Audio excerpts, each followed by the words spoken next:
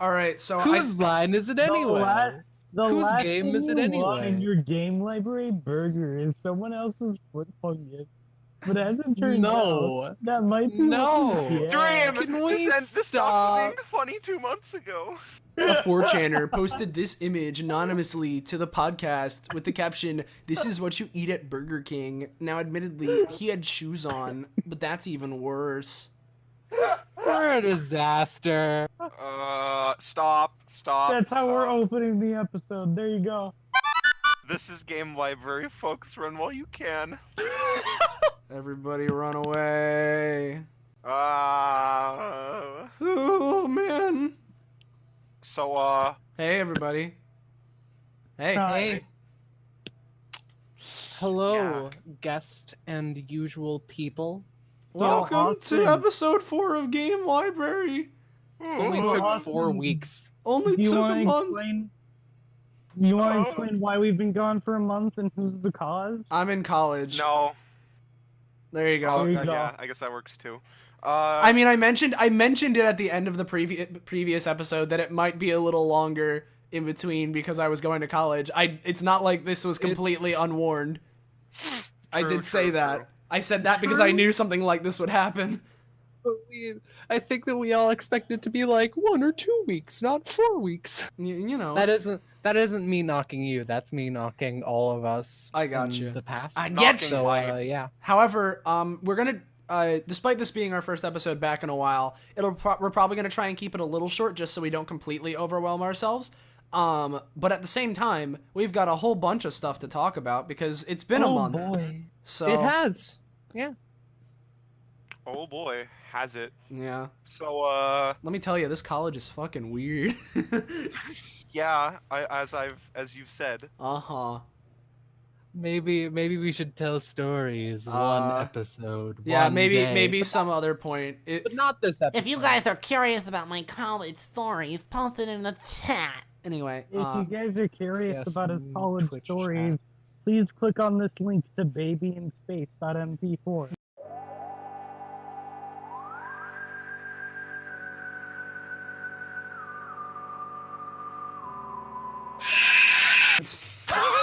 yeah, I mean, oh no, I did make that for college. Okay, so it's been a month. Should we reintroduce ourselves? Oh yeah. I want you to edit in babyInSpace.mp4 after I say that in the video. now he has to cut that out. Now he has to cut this out. Yeah. Anyway, I'll think on it, but introductions. yeah, introductions, everybody. So, I guess I'll go first. Hey, I'm Austin or Patronix, whichever you prefer, because that's my intro now, I guess. Yeah, so this is my YouTube channel. I've been here for the previous episodes of Game Library. I'm a weeb trash shit poster extraordinaire. Captain Resentiment, Prince of Disappointment, or Prince of Disappointia. Whatever. There you go. That's me. The patty of the Game Library burger. Yes. I mean, if I'm the patty of the burger, you're the fucking like Dream's the mystery sauce. We already talked about this. I'm the trash can you throw it into. You're the sesame seeds that everyone plucks off the bun because who wants the sesame seeds? Well, that was just uncalled for. I know. I'm Sylvia, the least noteworthy of anyone here. Oof. Ooh. Oh. Yeah, that's my intro. I'm Zanza. I'm apparently some kind of food demon or French fry gremlin. Apparently there's some spaghetti joke going around I don't know. Don't talk about it. Don't mention it near me. Don't. Why? Stop mentioning spaghetti. I can't take it anymore. All of you will learn in Underground Disco Part 1. Don't worry about it. All right. Okay. I wanted to keep that a secret, Dream. How could you?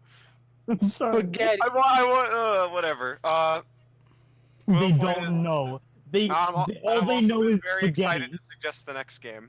Okay. Hi, I'm Dream. I fucked up and chose a game that was $100 and also emulates very poorly, and I will not. 250.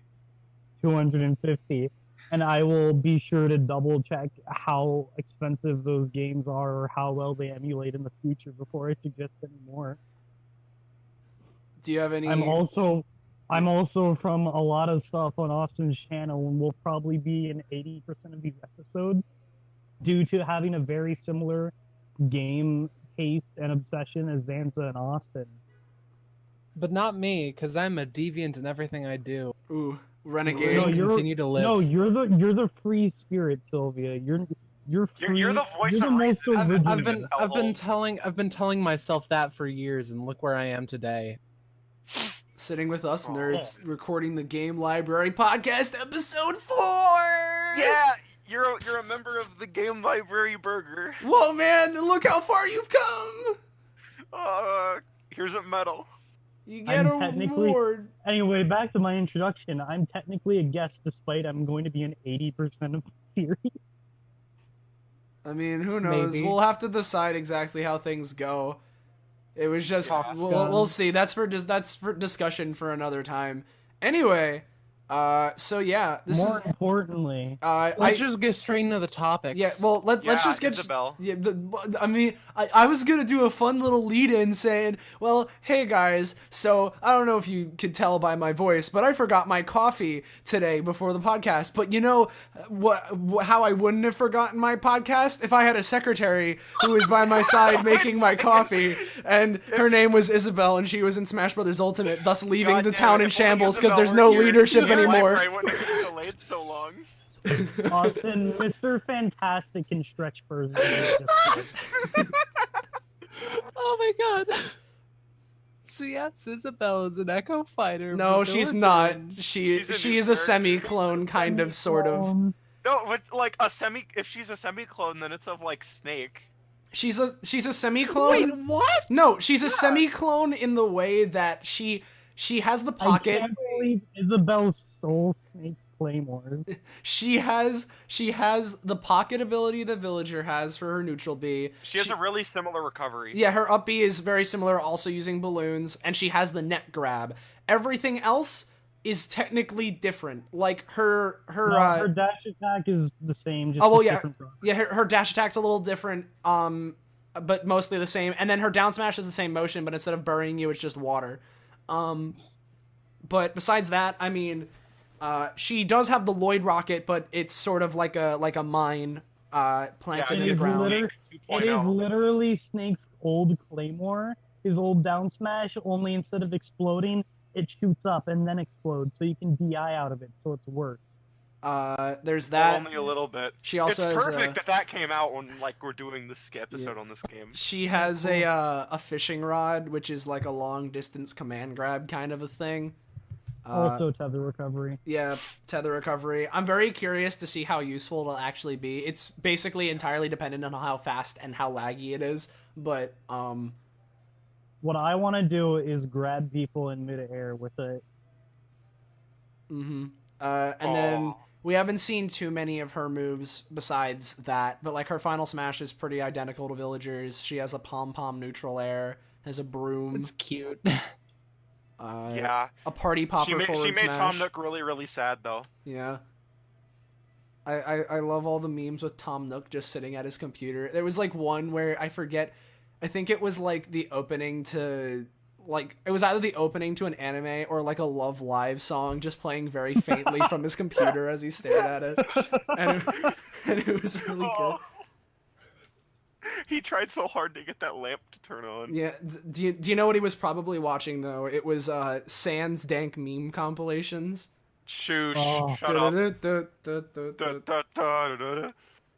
Because Sans. I love the ones with Tom Nook lost in the divorce and kids. Yeah.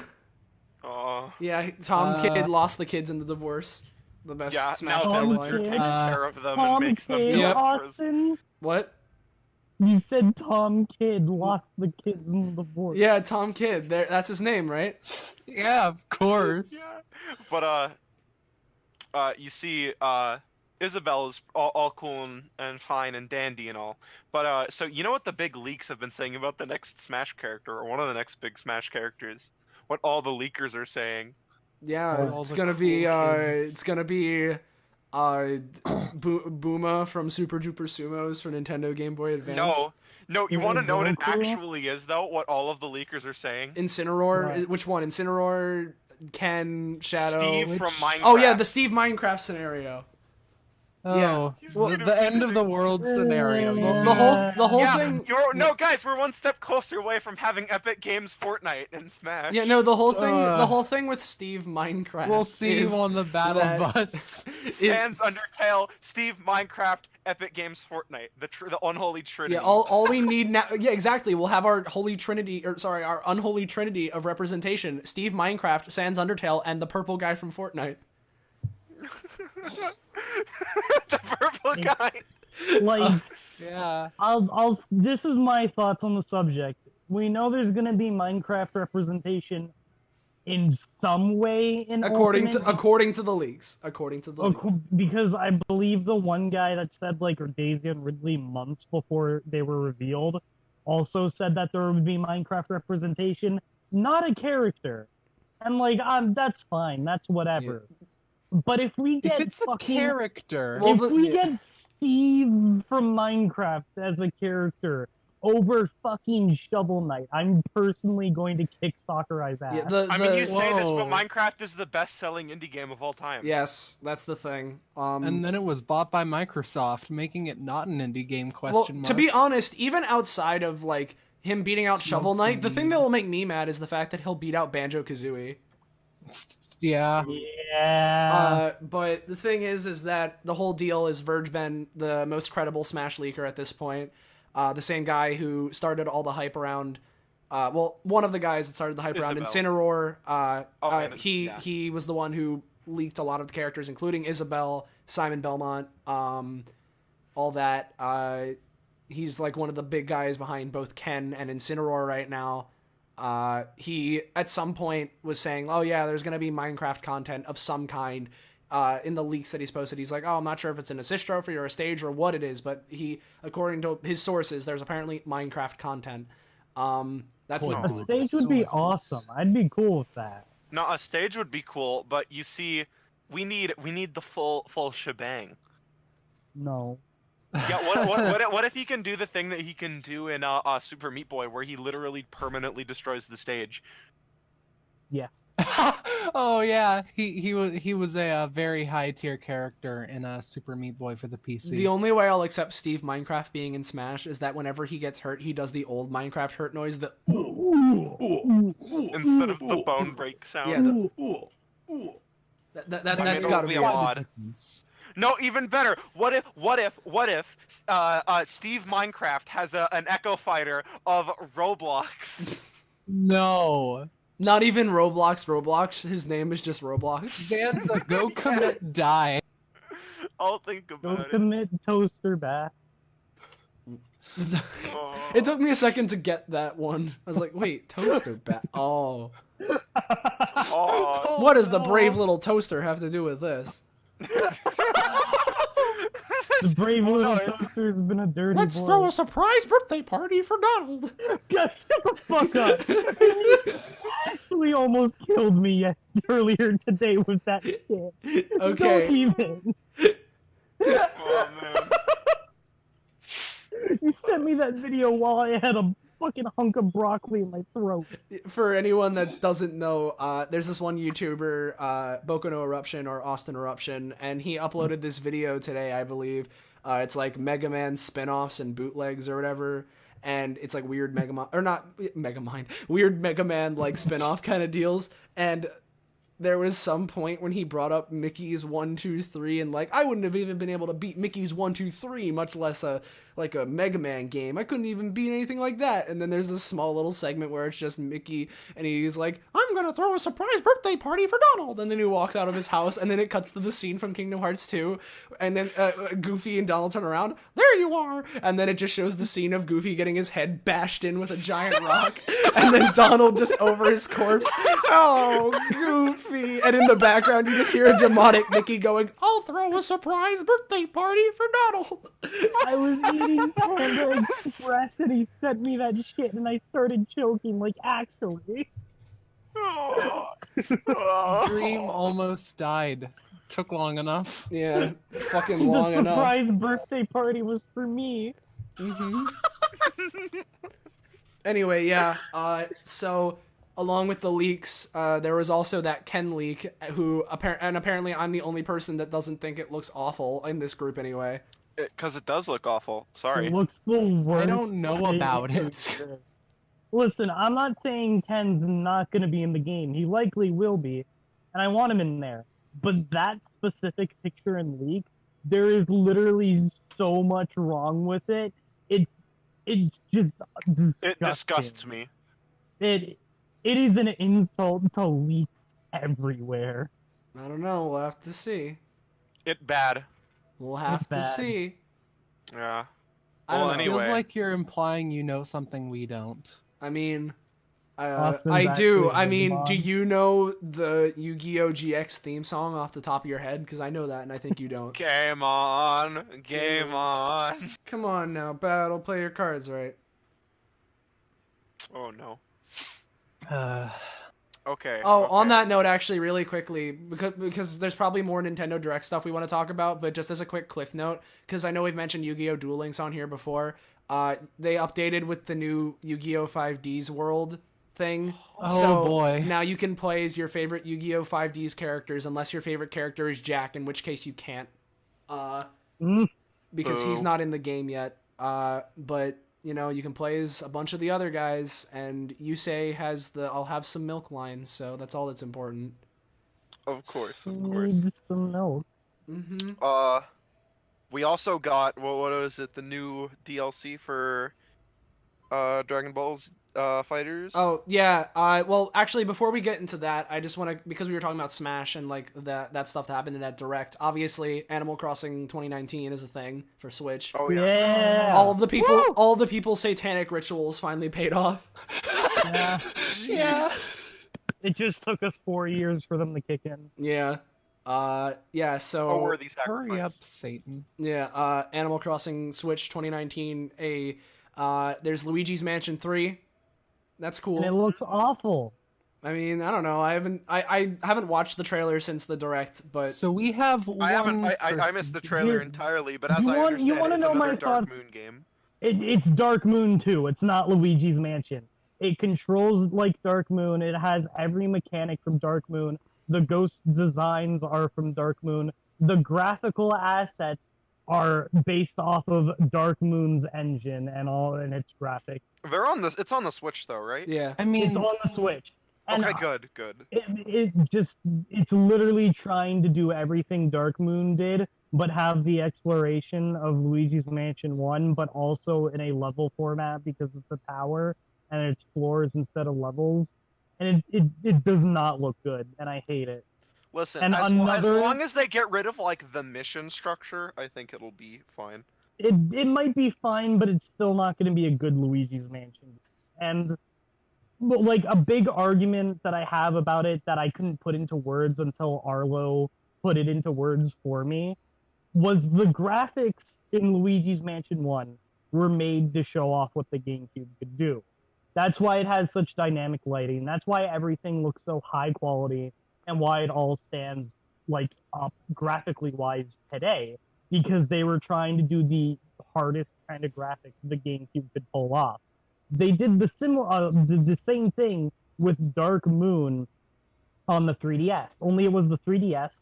So instead of trying to mimic the style of Luigi's Mansion 1 or do anything else, they did what the 3DS could do, which was the stylized graphics that they went with Dark Moon, which admittedly looked really good. It looked really fine, and honestly, I love the stylized graphics of Dark Moon, even if I don't like Dark Moon that much.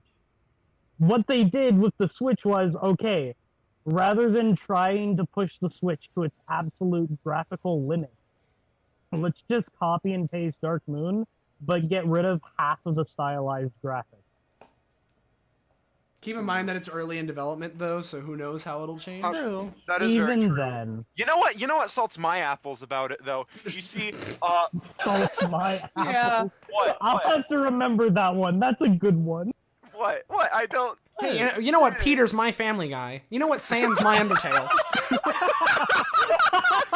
You know would salt my melons. Okay. Oh. You find yourself standing in the field of salted melons. Many clowns are watching you. No. No. The clowns will remember that. Oh no. Like I was trying to say, what really grinds my gears is What stands my undertales. Anyway, continue. Hey Lois. Hey, But look. what I'm upset about is Super Mario Sunshine was my first game ever, and I understand that a lot of people don't like it, but I really wanted there to be like a Super Mario Sunshine 2. And there was no, when they went back to Luigi's Mansion, I'm like, oh cool, so they're doing sequels for games that were like that old, because you know it was a while back when Luigi's Mansion 2 was made. And so I'm like, okay, that means that there's hope for a Super Mario Sunshine 2 soon, and now there's Luigi's Mansion 3, and I have to cry. Mm-hmm. But hey, regardless of Here's the thing about Sunshine. Okay. It was fun if you're just playing the game. If you were going for 100%, it was bad. Yeah, And that's why people speedrun 100%. Yeah. I mean, believe it or not, I never beat the game because there was that one level you need to beat before you can do it. It's like the one where there's like all that goop around everywhere. It's like the electric race The goop, but to get village. I know the one you're talking about, Yeah, the village one. it's episode 6. It's not the one where you have to fight the manta. It's the one where you have to clear it in enough time. yeah. And I feel like my copy is bugged because I cleaned the whole thing and it still kills me at the end. Oh no, that's Oh, a notorious That's thing. Yeah, the thing is, you have to clean up 80% of the goop in American version. You want to know how much percent you need in the Japanese version? How much? 95? 99.98. Oh. Oh, Ugh. that's a bit different. Ugh. Yeah.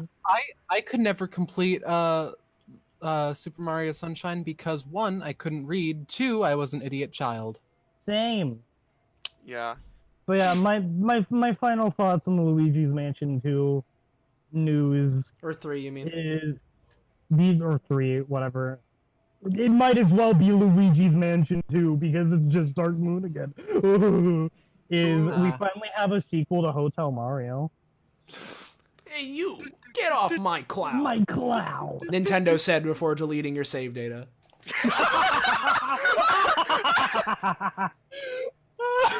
Yeah, so I see Nintendo You saw my retweet. Yeah, so Nintendo released their online functionality, and half of the Splatoon 2's player base just left.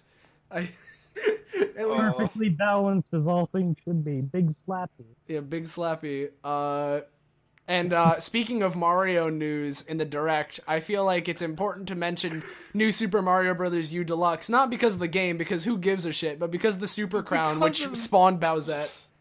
No, but Yeah. you see, the sad thing is that in the actual game, if Bowser were to collect it, just turn to 10 coins. My favorite is the one piece of art where it's just like, oh, if anyone else collects it, they just get 10 coins, and it's this picture of Bowser holding like 10 coins. Oh, sweet, No, 10 coins.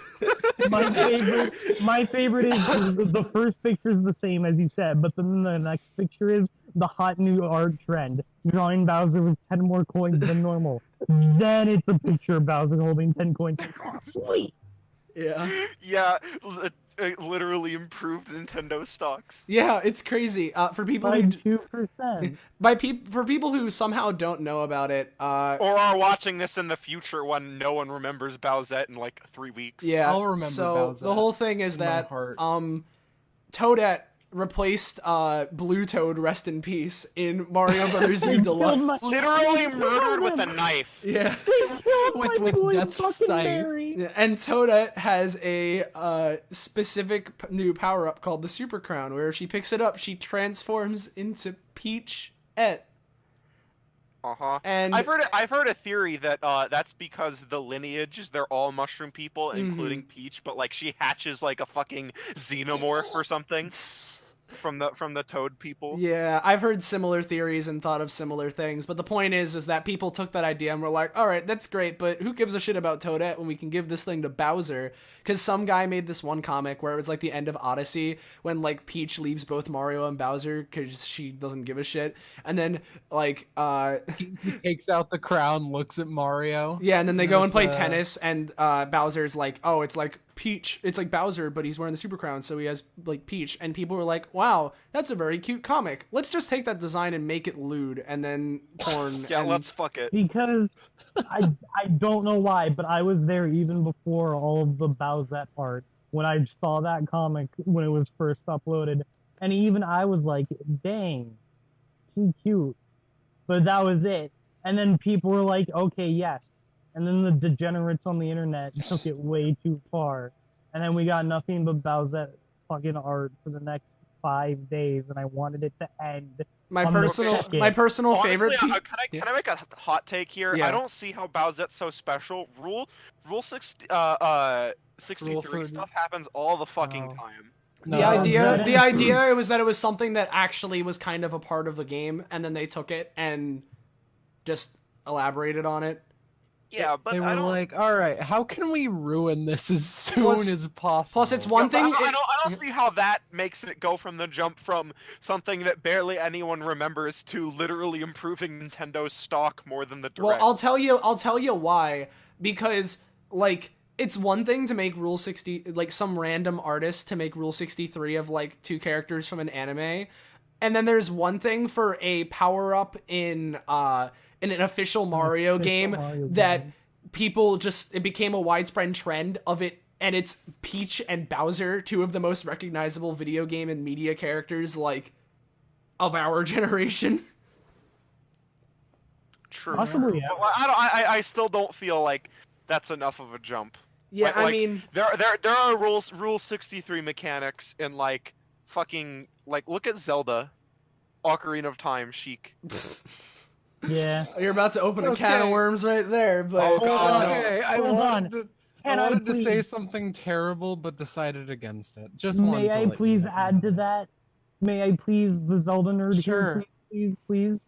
Something that people tend to forget, including Nintendo, is that in Ocarina of Time, the official explanation as to why Bowser, not yeah, Bowser. why Bowser was an Ocarina of Time. No, no, why Ganondorf He couldn't was in find the portraits, right? Yeah.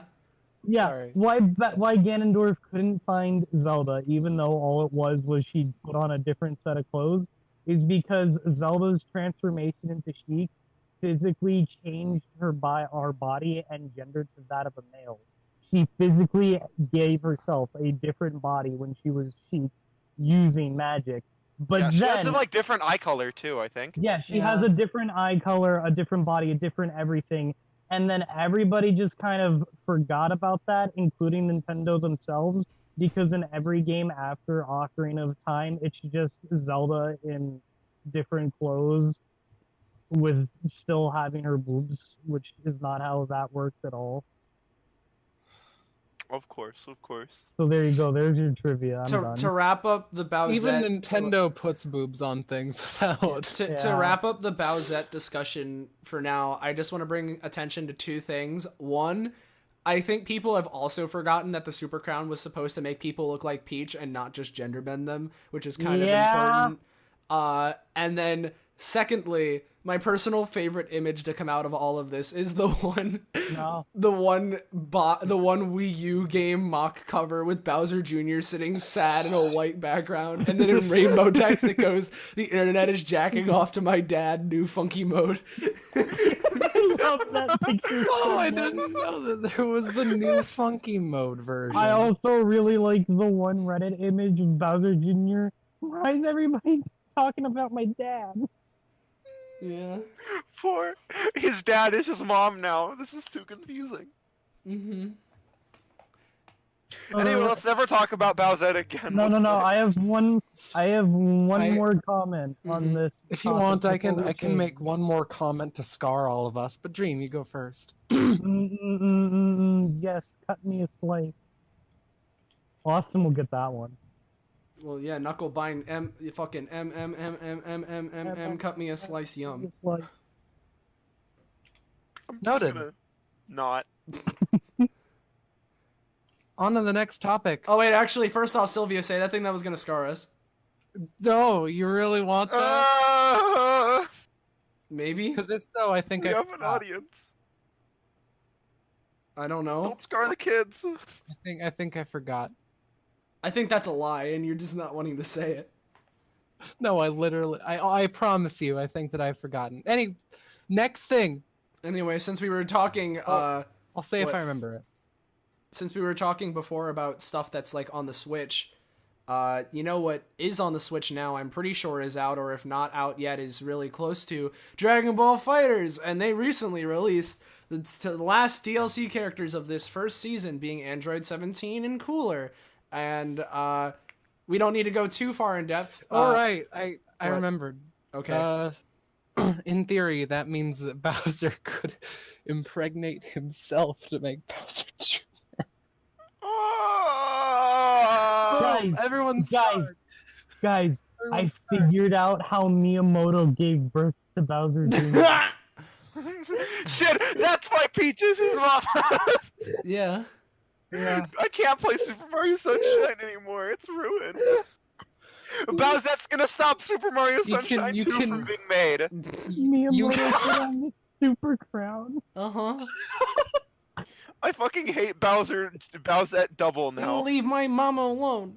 My mama Peach alone.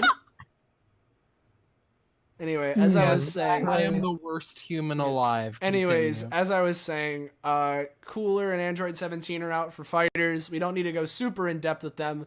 But since I am Dragon Ball FighterZ trash, I at least want to mention it a little bit. Android 17 eating beans. Android 17 is very fun. He's a Rekka character, which for people who are not versed in fighting games, he has this special move where it's like a flurry of kind of blows that are like, one is an overhead, one's a low attack, one's a straight lunge, one's a fake out, and it's all about mixing up your opponent and, you know, using that move to try and, you know, mix up stuff and do these long combos. He's really fun. Cooler has some ridiculously long-range neutral game tools, like his down medium is fucking crazy. And he also has an invincible knee, very similar to Vegeta, so he's interesting it's too. very similar to Captain Falcon. I mean, Captain Falcon's knee is not invincible, But it's a knee. but Sorry. the whole thing with both of them, they're both pretty fun. I enjoy 17 a little more than Cooler, but they're both cool. And with that, Also, wait, if we're talking about fighting games still, Same joke. yeah. if we're talking about fighting games still, just real quick, Blaze Blue Cross Tag Battle got a big patch that like rebalanced basically every character. For some, it was just like bug fixes, but like they nerfed Ruby a lot. They made Weiss viable. They made Yukiko viable. They made accidentally Hanji made better, Infinite. so you know. They rebalanced it, but luckily they didn't touch Gordeau, so I'm very happy. Of course they didn't. They'll never course. touch Gordeau. Gordeau's fucking They did, immune. but they didn't do anything bad to him, which he very much deserved. Bunga Bunga Grim Reaper die. And on the note of both anime and video games and fighting video games and Dragon Ball and games that are probably going to be trash, let's talk about Jump Force a little bit. Oh boy! Because not only did today, actually, we got a trailer for Yugi, who, you know, summons Dark Magician and Dark Magician Girl and Slifer the Sky Dragon, but more importantly for people with culture like me and Dream and Zanza, they announced Killua, Kurapika for the game, Hunter x Hunter characters, because we already knew about Gon and Hisoka, but Killua and Kurapika are there too, so... Oh wait, You said Kurapika twice when you were first going. My favorite image is the one with Gon standing next to Vegeta, and they look like they're related, and it's just me, my dad taking me to GameStop to get the new Call of Duty Modern Warfare because I got an A+ on my chemistry test. Fuck, it works too well though. It works too well. I'm personally a big fan of all the pictures of like Kurapika and Yugi like extending their hands out towards the camera and like, hey man, can you pass the blunt? Sure.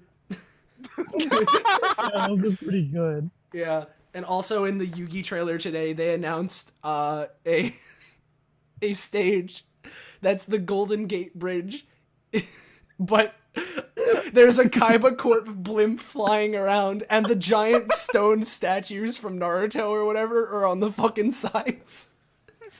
It's so bad. You know, like happens. God, Jump Force is gonna be how the fuck?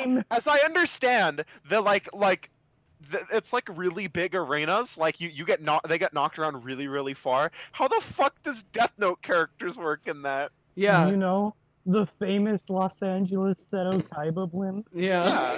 The best part is in the Yugi trailer today, along with fighting on that stage, it's just Yugi Moto summoning fucking children's card monsters to just completely destroy Frieza.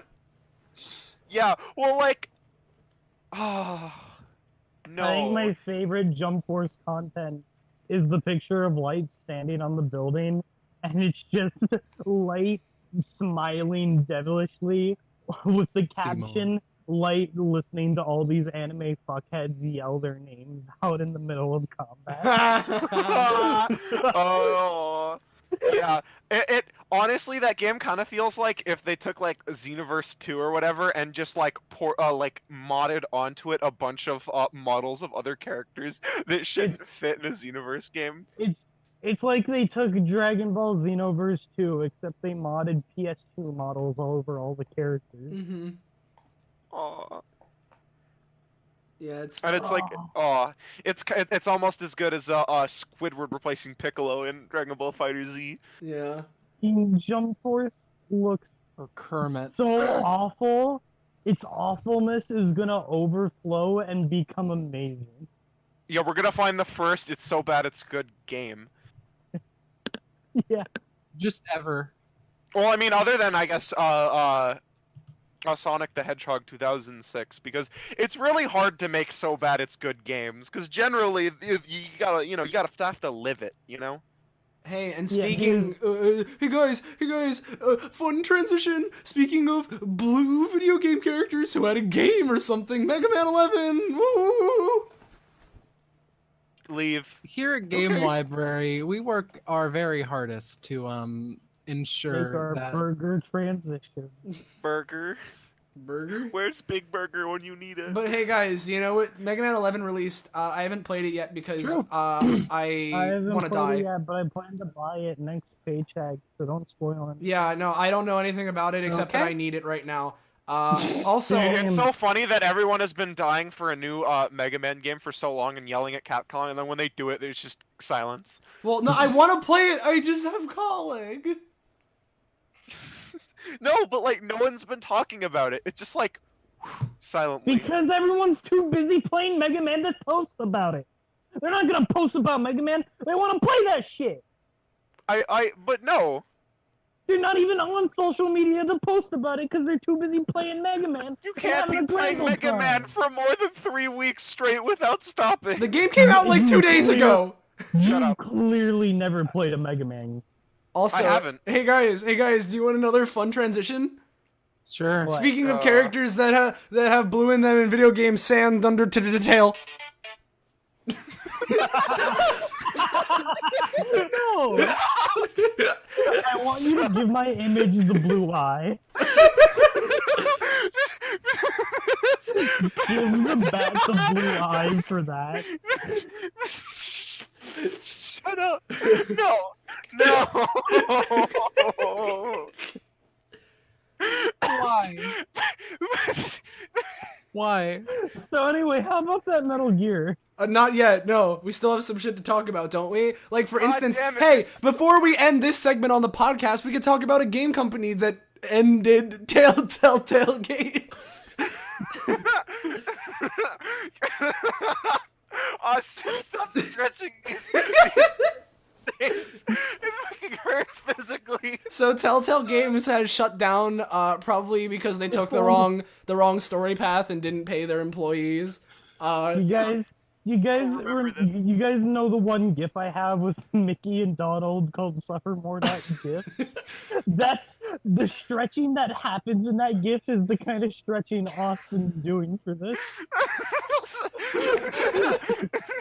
I can't believe Austin is a living spring. Yeah, I mean, we've already He's Spring established. Mario. I'm Springman You got from the Arms. Spring Mario power up, which transitions us formidable back into the bounce Super man. Crown. I'm Springman from Right. Arms.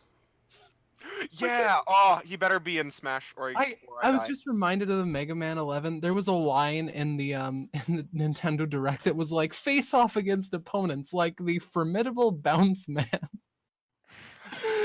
If he's so formidable, you gotta work on a name there, kid. Bounce man. That's the joke. Oof. What were you even talking about again? Mega Man 11, a line in the No, we Nintendo Direct. transitioned.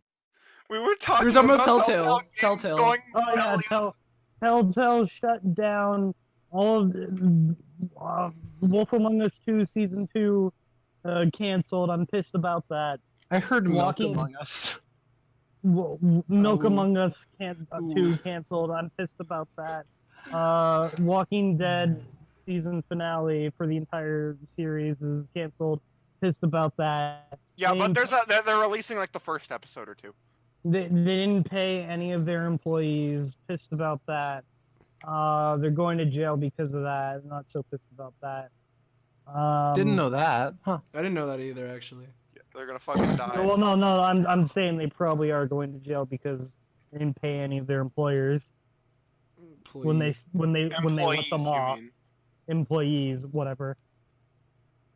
And then every gaming company ever, after the announcement that they were shutting down, were giving their best wishes, followed by the statement of, and we will be happy to hire any TellTale employees that got laid off, like the fucking vultures they are.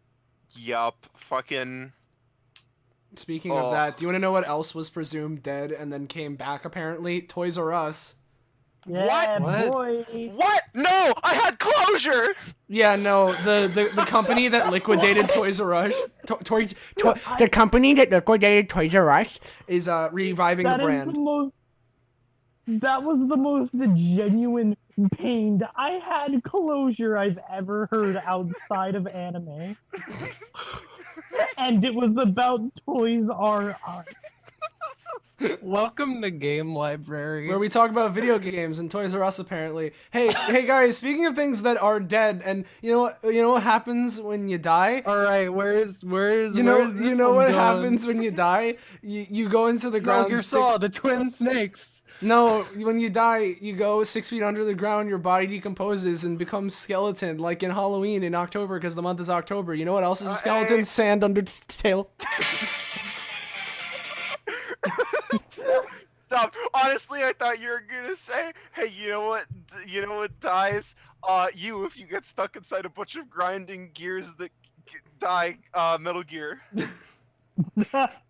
There you go. There's a. Is there anything transition else to Metal super Gear. important that we forgot to talk about before we get into There's Metal Gear? Nindies, but I didn't watch it. Oh, right. Hey guys, support No More Heroes or Travis Strikes Again, No More Heroes, and get Travis in Smash Brothers. Yeah, Wait, we'll also please. support it because that's the only way they'll make an actual No Oh. More Heroes 3. That Hold too. on, Because hold on. Travis Strikes Again's a spinoff. Yeah, Hold on. holding. I have an image. Let me just get it real quick. This is something we can actually converse about. We all have images. I don't we? mean, can So- you also like verbally describe it for the folks at home who are watching or listening to a podcast where there's no video? I mean, you can, once I post it, you can edit it into the video you'd dingus. But Austin's lazy. No, it's a podcast, so I want people to be able to just listen to stuff. So we should also verbally describe what the picture is. All right. Well, here I will describe the picture. Thank you.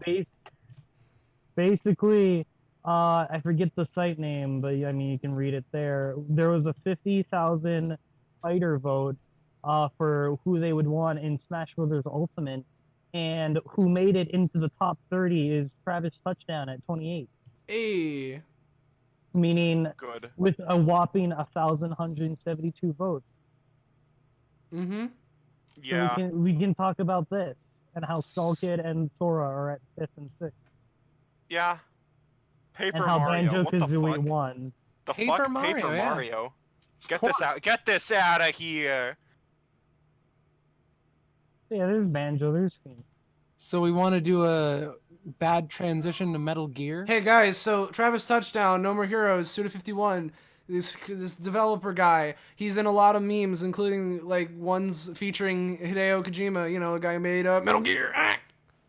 Finally, I have so much to talk about this game. Okay, Alright. so I've been fucking brimming. before we start, this is our segment of the podcast where we talk about our game that we choose on weeks and stuff. So last time Dream was here, and last time it was like Psychonauts, and then at the end of that he chose, hey, Metal Gear Solid: The Twin Snakes. So we're like, okay, that's our game. So at the end of this, we'll be picking a new game. I believe it's Zanza who's choosing it. I'm picking a new And, game. Fucking finally, it's 6 months later than it was supposed to. Yeah, there will be a new game chosen at the end of this podcast, so if you want to play along with us and for the next podcast, know what game we're talking about inside and out, then play it. Do it. Do it. And And don't worry about time. You'll have at least 13 months till the next episode.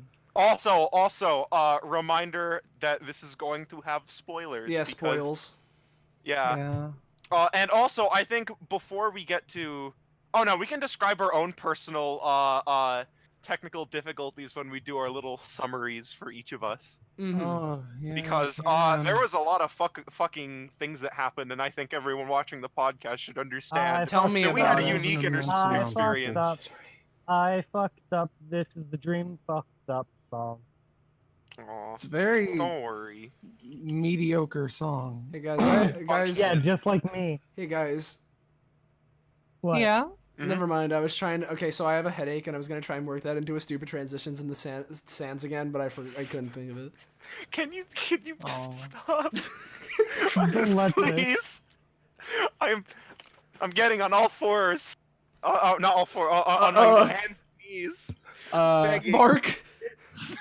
Shut up. So, Metal Gear Solid: The Twin Snakes. So Yeah, are we gonna do our usual thing that we do where we go around and give our initial impressions before we go diving into it? I want to do that. Yeah. Okay. Alright. Who wants? Should Dream go first or last? Last. Okay. Okay. Can I go first? Yeah. Sure. I had a lot of conflicting feelings on the game, so I feel like first, so that people understand where I'm coming from, I should say my technical difficulties that I had. So, it took because obviously I couldn't buy the game because apparently it's very expensive. I decided so you to. legally bought it, TM. So we Quote, just yo ho hoed and went over and played a different way. Yeah, wink, wink. But so I was gonna emulate it, you know, and do it that way. But as it turns out, the emulator, I don't know what it was, but I was having tons of controller issues, and it wasn't being responsive. And when I reset the joystick, it was like pushing one way, and it didn't work. It didn't do it with any other emulated games or anything else. It was just with the Twin Snakes. The game had this consistent lag. It was like 56 frames per second consistently, which is just enough to like irk me, especially because, as I understand it, the controls of the Twin Snakes is a little bit jankier.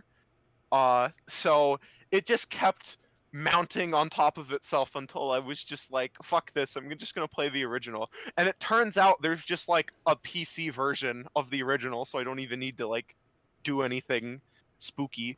And so I did that. So know that I'm not playing the new remake. I'm playing the version from like 30 bajillion years ago. But because that's how old it was. Yeah, But that far off year of the 1990s. yeah, what was that? What even? But I'm gonna say that I give the game a 4 out of 10. Ooh. That is hard for me because there are some really good, like really good things about this game, and I can see why back in the 1990s people would look at this game and latch onto it because there would be nothing else doing what it was doing, and it was the pioneer of this kind of game, and it does a handful of things really, really well, which I'll get into later. But at the same time, it makes so many like massive fuck ups that I just hate. As someone who likes to look at games from like a design standpoint, they're objectively bad. Like they're disgusting. Like really, there are some really, really bad things. And so the game, when I say it's a 4 out of 10, I'm not saying it's like it's mediocre, below average. I'm saying there's some good, and then there's a lot of bad, and I think there's more bad than there's good. But They're the two extreme sides. so to Yeah. speak. yeah, and I'm not saying so. I'd say if my recommendation is if this is the kind of game that seems right up your alley, but in that case you probably already played it. Its stealth mechanics are kind of janky, but at the same time its action segments are also really, really not good. It's best when it just lets you do your own thing and be freeform. And that's really all I have to say for now. Sylvia, do you want to go next or should I go next? You can go next. Okay, so similar to Zanza, I had a lot of technical problems because here's my dealio. I had the Twin Snakes emulator, and when I was using my handy dandy Dolphin, because similarly I was moving into college, and that game's fucking expensive, so yo ho ho. But basically, I started doing the whole thing, and I couldn't get my memory card stuff on Dolphin to work. So I figured, hey, the game has a continue without saving thing, so I'll just do that and use save states. And so I did that. The dream fucked up. Yeah, so when I was doing that, I was asking Dream, like, hey, I know there are 2 discs to this game. Is this a thing I should be able to do? And he's like, yeah, that'll be fine. So I go, okay. So I start playing the game, and not only is there a constant frame rate issue that's just really annoying and makes all of the dialogue sound more like a drunken slur than it already is, then a lot of things that are just like cool flair things, like everything Psycho Mantis related, all of like the place your controller down on the ground and let it rumble, all that doesn't work. All that kind of bullshit because it's emulated. And then I finally get to that part at the very end of disc 1 where it's like, hey, open your game console and switch the disc or whatever. I'm like, okay, well, Dolphin has this change disc function, so that should work, and it didn't.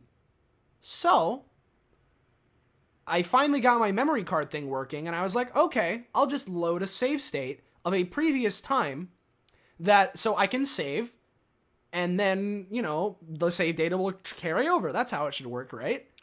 So, because when I started the game, I clicked the do the game without saving thing, no. It would physically not allow me to save, even though I'm going and calling mailing on codec to save. So, because of my now incredibly busy schedule, I was not going to go and replay the game again.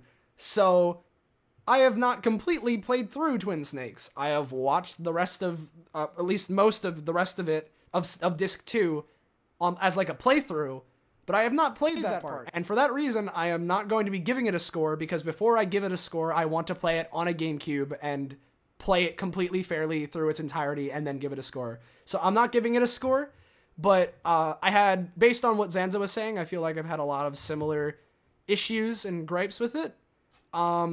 And just my whole scenario around it was very frustrating, which I might get into later if we're talking about specific moments. But, yeah. I will say, overall, I enjoyed what I played, and it makes me want to experience the other Metal Gear games, but only after I actually play through the rest of Twin Snakes how it was intended. I see. I understand that. I very much dislike this game. 3 out of 10. Ooh. Maybe 4. Yep. So like a 3 to 4? One of the two. Any other? I will talk about when my moment comes. Oh, ooh, your moment. That's terrifying. Is this gonna be Gods will be watching too? No, it's going to be a lot of the game. Oh, I'd like to point out that that you've rated this, I think, only one more than Gods Will Be Watching, which is a low blow, my guy. Ooh. oof. Again, I don't have an exact rating for it, but I'd say overall I would put it in like at least the 5 positive scale, at least from what Maybe- I've played. But Maybe I'll change my mind by the end of this. Yeah, I wait doubt until it, you but fight maybe. Vulcan Raven the second time. yeah, Anyway, I Dream, saw go. that boss fight. But Okay. Oh, So- it's completely different when you play it. It hurts. So, I'm the only one with a physical copy of the game, and the last time I played Twin Snake, not in Metal Gear 1, but the Twin Snakes version in specific, was 2005. don't you think you should have replayed it for the sake of this podcast? Possibly. And when I tried to do that, I remembered how jank and awful Twin Snakes was, which again was a large part of why I wanted you to play the original over Twin Snakes when I was trying to get you into the series. And I decided, no, besides everyone's already hates the game because of all the technical difficulties, I made my bed, might as well lie in it. So I'm gonna rate it based off of the original game, which is leagues better. Yeah, definitely. It's leagues better. So, well, the thing about the original Metal Gear is, like Zanza said, it has a lot of stuff that is objectively bad.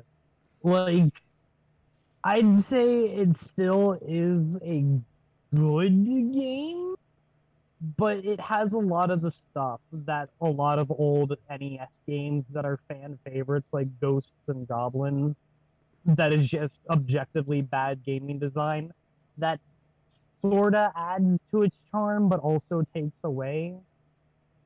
It has a lot of that, but it also has a lot of really good, charming stuff, and it is, I won't lie, it's very nostalgic for me.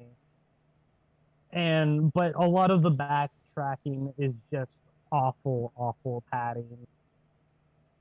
But on the plus side, we get a character saying, "You like Castlevania, don't you?" So 90 out of 10. Not.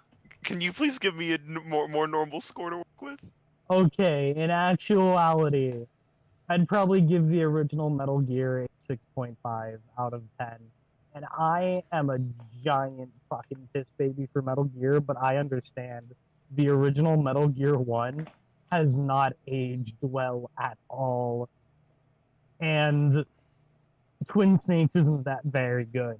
Granted, that's only me rating the actual gameplay, which is half of Metal Gear 1. The story bits and the cutscenes and the voice acting and everything, and the cinematography, all of that in the original, not Twin Snakes, is A-okay and amazing. And if we were only rating that, I'd probably give it the 8 out of 10 that I think it deserves. Gameplay-wise, 5, maybe 4. Mm-hmm. Play Metal. If you want to play Metal Gear 1, just play Metal Gear 2. You get the same experience, but better. There you go. Yeah, or if you're really dead set on playing it, play the original version. And you can do it on PC for free, by the way. So I wouldn't even recommend that. I'd recommend just don't. Just watch the cutscenes online. And if you're gonna play Twin Snakes like me, make sure you click the option that allows you to save, oof. or at least get something that will allow you to play the full game, so that you don't. I mean, because I was enjoying it to an extent. Like, I had a lot of issues, but I was enjoying it enough to where I wanted to keep playing. I But still can't believe you thought Otakon stands for Otaku Convention was just a made-up meme. no. That wasn't. viable. No. Okay, I'll get into it a little bit later. We'll talk about Otacon later, because I'll tell you the shit about him and how he's the biggest fucking disappointment I've ever seen in my life. Yeah, well, cause we'll talk about it then. Should we just go through the story sequentially, or do you guys have a different idea? Or I what? feel like, for instance, with Psychonauts, in the last time when we went through everything sequentially, it took so long and it was super long-winded. So Yeah, and it's I not the think kind of it's- game that really works sequentially. Like you can kind of just go over everything pretty. I think it's more entertaining if we like start off explaining our experience with the game, but everyone jumps in and it's more of a discussion while you still kind of like explain your experience, and then we go to the next person. They explain their experience, and we occasionally jump in. Okay, well, in that case, can I start with my first immediate major experience, which was the first area, which is god awful? Oh, fuck that area. Yeah. Fucking okay, so at the beginning of the game, after the intro cutscene and everything, you get plopped in this area. No explanation is given to you on the controls, by the way. You just kind of have to figure it out. And I mean, unless it you, I is- mean, in Twin Snakes they gave you a thing if you listen to the codec, but well, no, they do the same thing. Actually, I think it's even worse in the Twix. But like, it was disgusting. So first of all, they put you in this boxed-in area, and you're supposed to crawl out, but you have to wait for the codec to pop in. So you just sit around here walking in this tiny little box for a while until they're like, "Hey, fucking moron, you can lay down." Okay. But the thing is, if you do that, it's timed in such a way that if you listen to the codec and then step down and go out, there will be a guard that immediately spots you. And the thing is, there's no cover that covers your feet. So in that box, they can see you and continue to shoot you. So if you do that, you die. Well, that's great. Okay. So die, get past that, walk out. Okay, so there's this grid with all these guards walking around.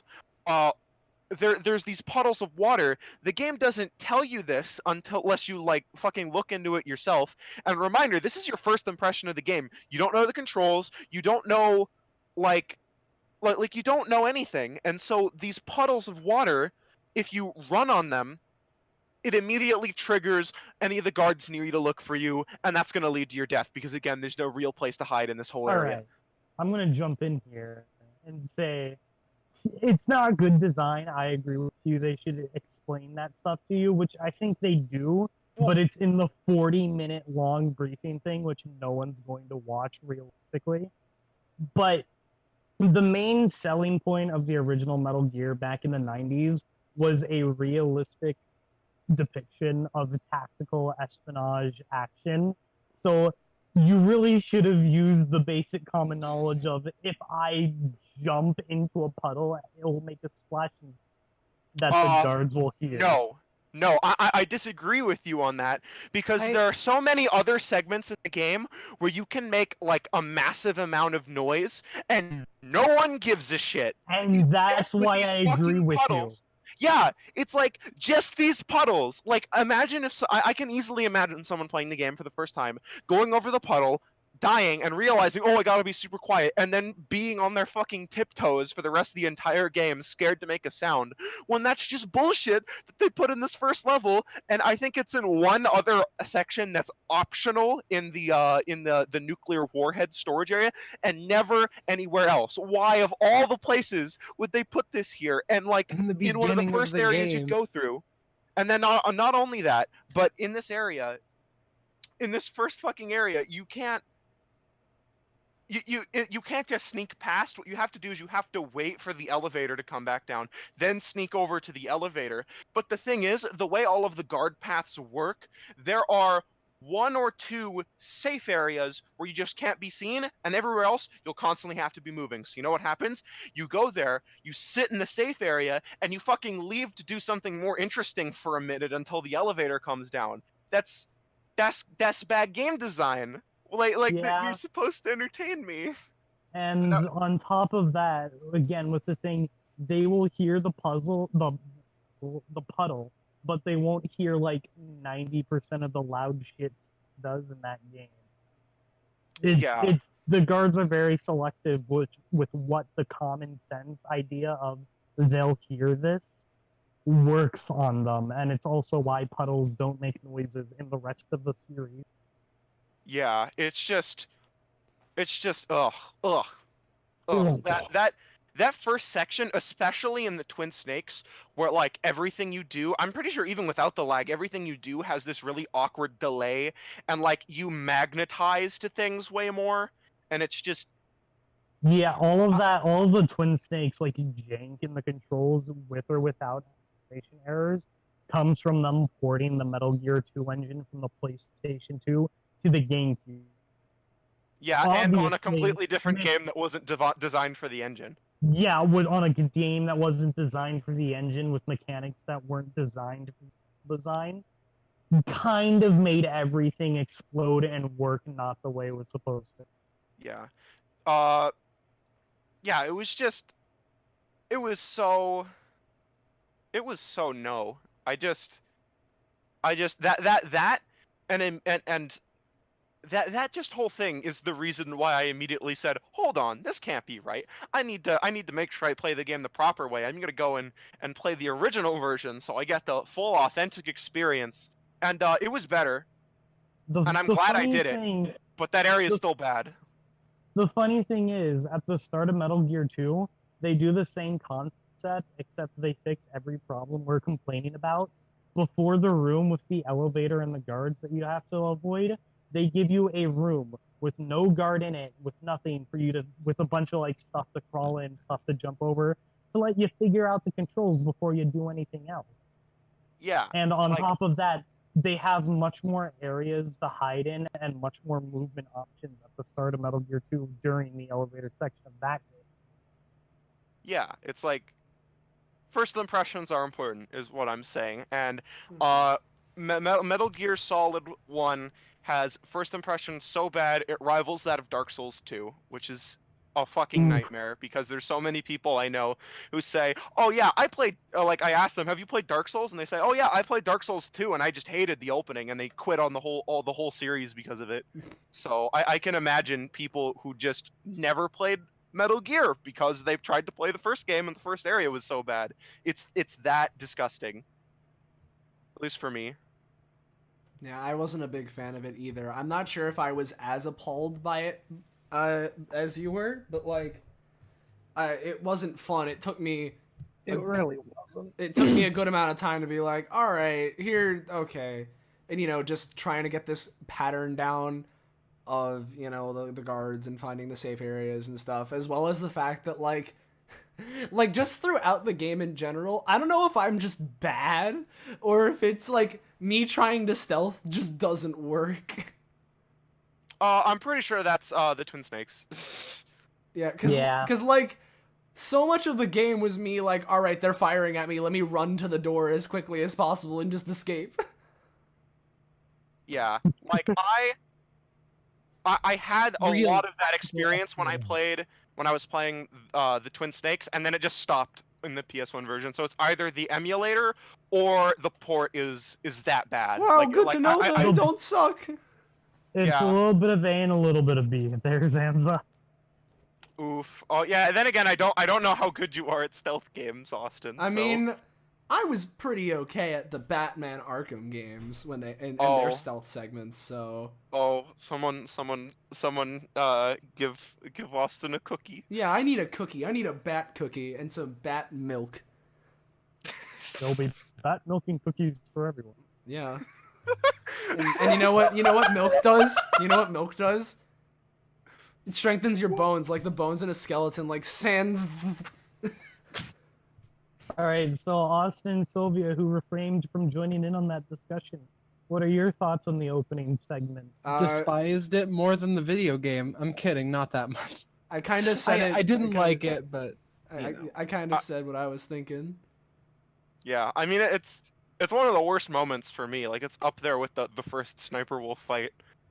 Oh, that one. Boy. We'll get to that later, though. Ooh, boy. Yeah. So anyone else got anything against that? Because after that, you get the opening scene. You meet my fucking favorite character ever, Liquid Snake. Fucking okay. I saw his voice is a lot different in the Twin Snakes. Like it's the same voice actor, but it's different delivery.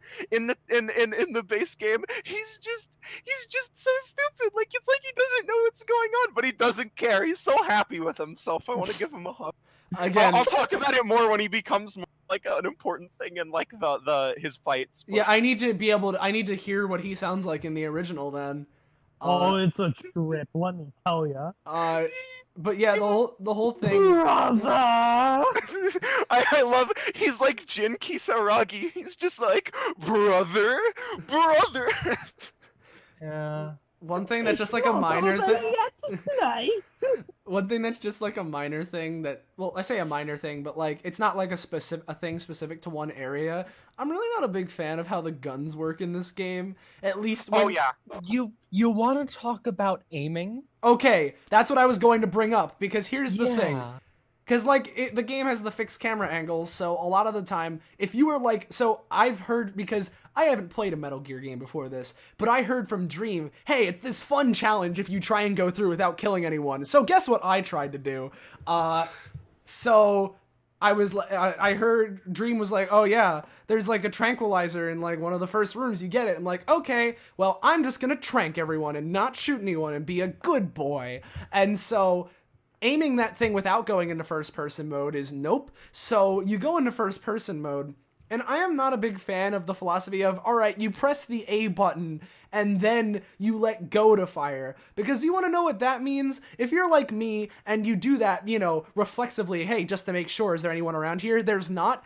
What happens if you want to stop firing? You have to reach your fingers over to the Y button and then sNake puts down the gun. How about instead you have it so he's just pointing the gun forward at all times, and if you want to shoot, you press the A button. The thing Oh, about see, that that'd is be the good- that is a Twin Snakes issue only, because in all of the PS2 games, the PS1. buttons are on all the PlayStation version of the game. So 1, 2, and 3, PlayStation controller has button sensitivity. So if you slowly let go of the shoot button, he'll put the gun down rather than shoot. Yeah, and there's another issue on top. There's another thing on top. Twin Snakes. There's no aiming, and that fixes an issue, but creates an issue because on the one hand, I You think don't it have makes to the deal game. with- I think, from what I could tell, like, it seemed like aiming is like overpowered, but it's a trap. Like it did like. It feels. I don't know so how to explain clunky. it, but like. It just seemed like it would be a really janky way to go about things. So they have like an auto aim in the original one. So you press, and if there's or you hold it, I guess. And if there's enemies nearby, you just shoot them. The downside is that sometimes the auto aim fucks up, or it shoots someone that you're not trying to shoot, or it doesn't target. And that makes you have to hold the direction, but when you hold the direction for some fucking reason, it just deals way less damage. Like, there's this section later where, like, you meet Meryl for the first time, and you have to shoot all those guards that are coming in. Mm-hmm. Again, at least in the original, what you have to do is you just have to spam the shoot button, and he just locks onto all of the enemies and kills them as they walk in. But I thought, okay, I need to hold the direction. And suddenly, the guards were just invincible if I tried to shoot manually. So that made the game, the shooting really frustrating, because it was a guessing game, and you can never tell if it's just you're performing bad or if the game is fucking up, you know? Yeah, meanwhile, for me, who just wanted to, hey, instead of killing people, I'm just gonna give them a good old nappy bye. In that segment, it's really funny because you have Meryl like just shooting people and their blood splattering everywhere, and then sNake next to her just pulling out a tranquilizer and shooting a guy in the dick 3 times before he falls asleep. Oh yeah. By the way, in that section, I fucking hate how it, again, could be different, but in the original, they don't tell you that you can shoot. They don't tell you that you've even picked up a gun. So I didn't realize I'd picked up the weapon, or that how you shot or how you switched around weapons. So when I suddenly popped a weapon in my hand, first of all, I was like, "Fuck you! Why didn't I get to use that earlier?" How did I not know about that earlier, at least? I might have missed something, obviously. But the second thing was I was completely disoriented because it suddenly wants to use this. It wants you to use this new mechanic pretty decently well, like off the bat, without any instructions. And I died a lot of times. And every time you have to wait for fucking Meryl to beat up the guard and then walk over and unlock you before you can even get to skip the cutscene. So that was frustrating. With the whole issue of aiming, and all that stuff, that is a Metal Gear 1 and a Twin Snakes specific issue, because in Metal Gear 1, you can't shoot while in first person as a thing. There is one thing. And then in Twin Snakes, in Metal Gear 2, the aiming is so smooth and so satisfying. Like, the biggest comparison that I can make is if you played like Majora's Mask on the 3DS without like the gyroscopes, or if you just use the circle pad, if you hit to the left, it moves 1 pixel to the left, and it's so smooth and satisfying. Aiming in Twin Snakes is like the N64 version, where you'd spend 5 hours flicking the control stick, praying it hits the target that you want to aim. Which is really fun because- during Sniper Wolf. Oh yeah, it's so fun during a lot Sniper of Wolf. fun during Sniper Wolf. Yeah, but like in Metal Gear 1, first-person aiming isn't a thing, which is a problem in of itself, and you have to shoot in third person. And you Yeah, can't and that gets move. pretty jank, especially because you can't see that time. Yeah. Unless you go in and you decide to specifically pull out your scope and then zoom in and go, oh, there's someone, and then it's bleh. Yeah. Which is why I think the game rarely ever succeeds at its action. Yeah, no, a lot of, for me, especially considering that I didn't use guns most of the time, I just tranked people. Combat basically just resulted in me dying every time. So Yeah. it Also, wasn't by the even- way, speaking of combat, did you know that if you use the action button on someone, you put them in a headlock, and then if you tap it 9 times, you knock them out, or 10 times to just instantly snap their neck and kill them? I tried doing I always tried doing headlocks whenever I could, and it never worked. So Yeah, well, no, it's because you have to spam the button as fast as you can when you hit it. But if you're like, if you're moving while you press it, you throw them instead of doing the thing, which is really hard because you have to move to them to even use it. yeah, I just Yeah, remember in there Metal was Gear 1, you can do it from like 5 miles away with Marth's melee grab range. In Twin Snakes, to headlock people and throw them, you have to be inside their model.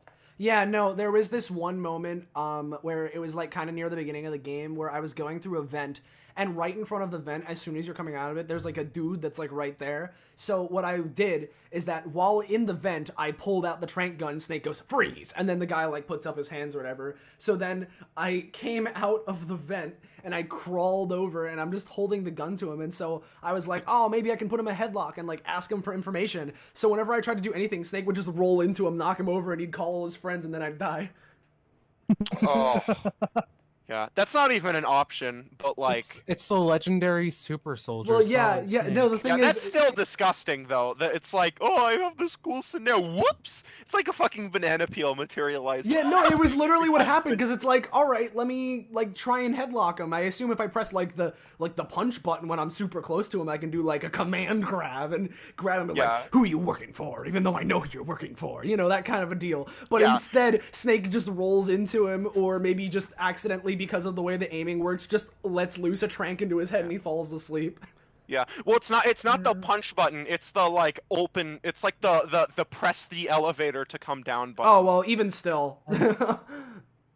I feel like the general feel of what this episode's gonna be is shitting on Metal Gear 1 and Twin, including from me, who is the biggest Metal Gear fan, but even I can't defend these two Well, games. I feel like No, it's gonna be... hold on. There are some really, really good things. Oh yes. Yeah, are coming. there are some So, good things, but you we- have to get through a lot of bad shit. Yeah. Well, I don't even think that so much. Like again, outside of that opening level, it's more that like we have to talk about the controls first and foremost, and they're bad.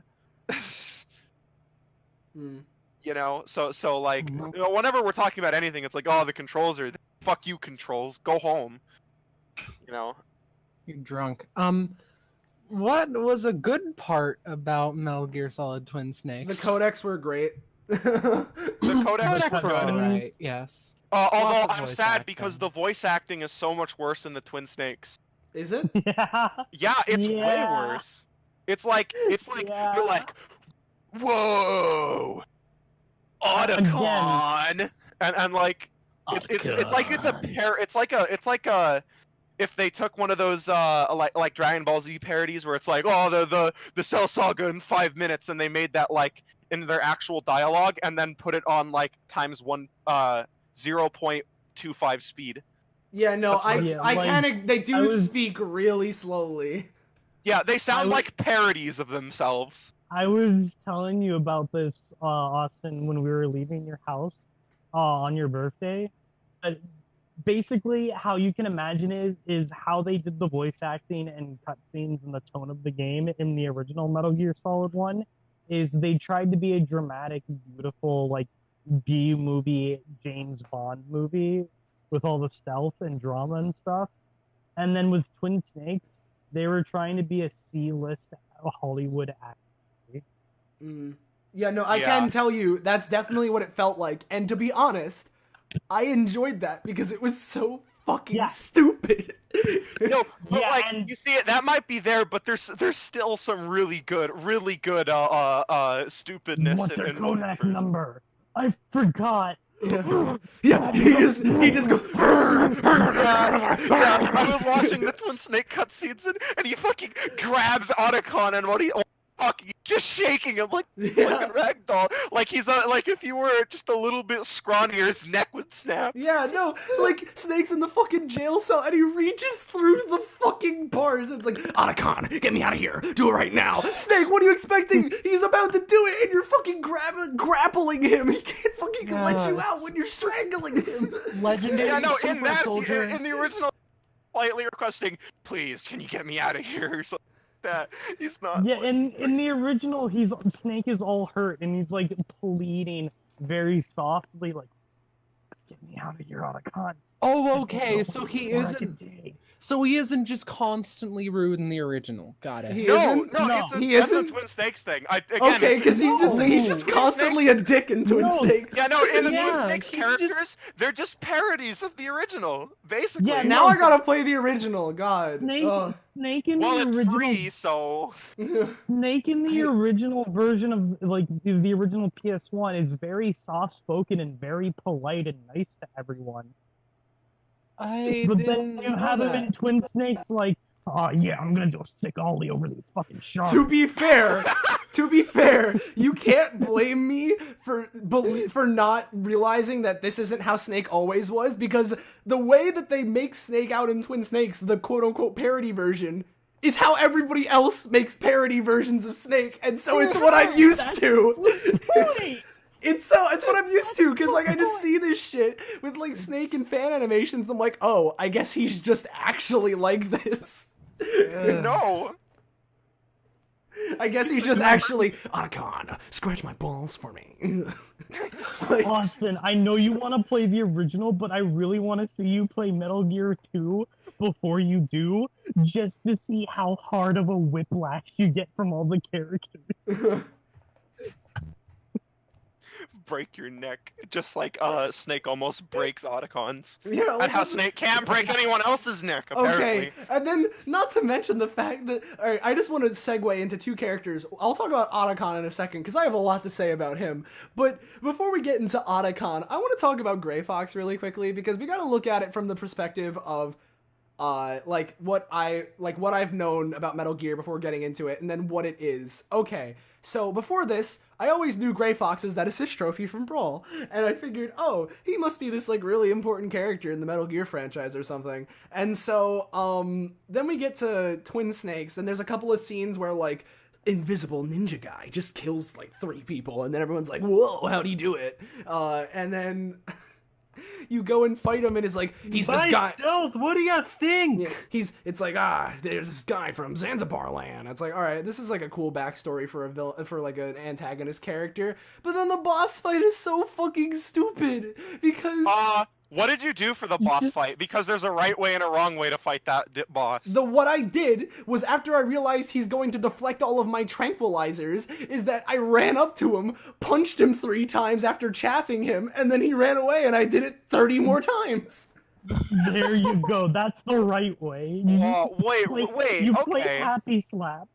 Okay, I'm confused because I thought Gray Fox was in the better half of the bosses in this game. Yeah. Because like again, I don't, because we're playing different versions. It's so confusing. But like, what happens is I immediately talk to all the codec people, and Master Miller's like, you gotta get rid of your weapons. You got rid of your sorry, no, he's obviously Liquid Snake. Spoilers. So he he speaks a little different. Yes. You gotta fight him with Get your rid of weapons. your weapons. I'm Victor Valentine. But so what I did is I punched him, and then he has like multiple phases, and I thought the first phase was a little long, which is one where he does spin kicks across the screen, to try to fight you, and you have to like dodge it, and sometimes he like will do a land attack that can insta kill you, which is annoying, and you deal very little damage, and it's kind of slow. That's annoying. But then there's this other phase where like he hides invisible and then runs after you, and so it's like, ooh, he might get you, he might get you, and then there's he has another phase after that. It's the one before he starts dying. It's it's the one where he fucking teleports behind you every time you attack. That's not a thing. so- That's not a thing that I experienced in Twin Snakes. Literally, what happened in Twin Snakes is that you go up, you chaff him. He's like, and he starts like grabbing his head, and he doesn't know what to do because he's a Robo guy. You punch him 3 times. Yes, Snake, the pain. Let me feel it. And then he runs over to the other side of the room, and you do it again, and you just do the same punch. Oh wow! No, the boss had like phases, like a thing where he teleports behind you, and you have to like, but his attacks have a really long animation, even though they completely fucking destroy your health bar, which has a lot of tension because when I first got there, I didn't have much health left because again, the first part's kind of a long, grindy section. Which isn't super good, which is why I don't think it's one of the best fights. But you know, it's like, oh god, what's he doing? How do I fight this? He's a fucking he's like an edgy character now in an anime. Well, yeah, and then, well, meanwhile, in the fight that I did, at least, what happened, that he would have little animations as if he was changing phases, but he would just sort of do the same thing. And there was, like, the part where, like, he goes invisible. He's using his stealth camouflage, Snake. You're gonna have to find him. So you just turn on the thermal goggles, walk into the corner, and he's just standing there like, he'll never find me. And then you punch him 3 times. And super honest, I don't think you can even get the thermal goggles until after him in, Yeah. the main I'm thing. really glad Zanza played the original, because now I can prove just how much of a better game the original yeah, is. now I'm hearing this and I want to play the original instead. Yeah, no. Because fucking Gray Fox, you just punch him, you just play happy slaps, and he's like, yes, Snake. I was telling you, Austin, I was telling you about all this shit, but I showed you the one cutscene where he forgets Meryl's codec number, you're like, no, I gotta play this version. So I'm like, fuck, alright, whatever will get you into the series. Okay, so you want to talk about other boss fights while we're on the subject? before Wait, that- no. before Wait, that. I have like a list of the boss fights in order to go through. Before But I we, wanna finish. Okay. The 'Cause I only have other thing. complaints with all of them. All right. The only other things I didn't like about it were for one, there's this whole thing where like my immediate thought with Gray Fox is throw the chaff grenades to stun him, but then it only lets you get a single combo, and then he goes on the floor crying like a fucking little I bitch relate. boy, and I'm like, no, get the fuck up, I'm not done with you. Yeah. And so that was a little annoying because again, one thing I like in games, and this is a complaint I had for Psychonauts, is when like your tools like actually matter. If you think smart and you use your tools in an interesting way, it fucking does it good. And in this, I'm like, oh cool, I have this clever technique, I'm gonna use this, and then it's like, no, you have to do punch fight, or it doesn't count. And then also there's that stupid phase at the end where he technically has no health, and he's like creating this damage zone, and you have to punch him out of it, and he keeps doing it, and it's like if you're fighting it for the like. If you get that far for the first time, you probably don't have much health left, and it's just this thing that doesn't make any sense, and the hitbox is larger than the actual animation tied to it. So like while he's doing his fucking Super Saiyan move, and then it's you know, like I just sat there for like 5 minutes. Like I don't want to ruin my attempt. Well, you sat there for 5 minutes, and then Gray Fox took too long to go Super Saiyan, and Frieza blew up Namek. Yeah, basically. No, but that was I didn't like that, which is why I think it's like kind of middling in the bosses. Meanwhile, Gray Fox and Twin Snakes doesn't do any of that, and it's, yes, Snake, the pain, let me feel it. Yes, Snake, show me your fists, do another combo. Then it's the repeat. Then the cutscene ends, and as they're doing this dramatic fight sequence, and Gray Fox is like, you know, doing his whole Gray Fox thing, and Snake and him are talking, just Yoshi and Mario are in the fucking background, completely ruining all tension. Yeah, that's not in the GameCube exclusive. Yeah, of course, In truth, I think that's even better. It just completely ruins any sort of dramatic moment. Like, there's this one camera angle that, like, is specifically meant to just show it off. Where, like, it's like they this just thing stare into your eyes. Well, no, it's not even that. There's this one where it's like Snake, like, Snake is, you see his back and, like, Gray Fox is facing towards the camera, and they're, like, kind of clashing and talking or whatever. And, like, as they're doing this, it does this camera pan around, and it's just Mario and Yoshi's backs immediately in front of the camera. And, like... They're just so bright compared to the rest of the game. On the plus side, it gave birth to my favorite Smash Brothers Ultimate tier list. Characters that have been in a Metal Gear game. Yeah. Snake, Mario, Yoshi. Characters that have not, the rest of the roster. Yeah. Yeah. Okay. I have a list of all the bosses. We can go in order if you want, but if you have something you want us to talk about, I have Gray one Fox more right thing now. to add to Gray Fox. With Austin saying the whole, like, they never gave Gray Fox a backstory and how he thought he was such a super important character in the Metal Gear franchise. Technically true. That is a unfortunate circumstance of Metal Gear Solid, despite being the first in the series, is also a sequel to the NES games where you were Zanzibar Land. Yeah, no, I got that. No, I understood. It was like a general in the previous game that, like, Snake fought on the battlefield. No, I totally got that. And that's when he kills Big Boss and fights Metal Gear the first time. Yeah, no, I totally got that. And also, don't forget everyone's favorite Metal Gear character, Shoot Gunner. Of course. Yeah, no, I totally understood all of that. It was just like I didn't know exactly who Gray Fox was, and then it's just all this, and it's like, okay, I mean, I guess that's a payoff. Yeah. I don't know. I thought it was fine. I think it's fine if you look at it as its own isolated thing. Oh, and totally. Like, try to bring in comparisons. Oh, yeah, no, totally. 100%. Anyway, Sylvia, so do you have anything else you want to say about Cyborg Ninja before we start going through all the bosses? I find the fact that he has a regular sword that can just be plot armored stupid. What do you mean? Just Because, like, I thought the idea is it's like a super advanced. It's kind of like, I thought it said somewhere that it's made out of the same stuff Metal Gear's armor's made of. Huh. Yeah. Mm-hmm. But So the whole point of the boss is they want you to throw your weapons down so you learn how to fight with me. Yeah, so you learn how to press the B button 30 times. Yay! Yeah. Pretty much. Well, I mean, the never said it positioning was matters a good little bit design. more in the original. Anyway, you're saying? I also think that Otacon brings shame to the Emmerich name, but that's beside the point. Yeah, Other bosses. How Emmerich Ralovar. Okay. Before we get to the other bosses, because that was a good transition, we could talk about Otacon really quickly. First off, yes, Emmerich, and now I see why you misspell Emmerich's name every single time you write it out, Dream, because you're just copying Otacon instead of how Emmerich's actually spelled in Yeah, my and there's character. also that one. There was also the one joke I made when you first made the character and you pointed out the name Emmerich, and I'm like, whoa. Alright, so here's, again, very similarly, my perspective on Gray Fox.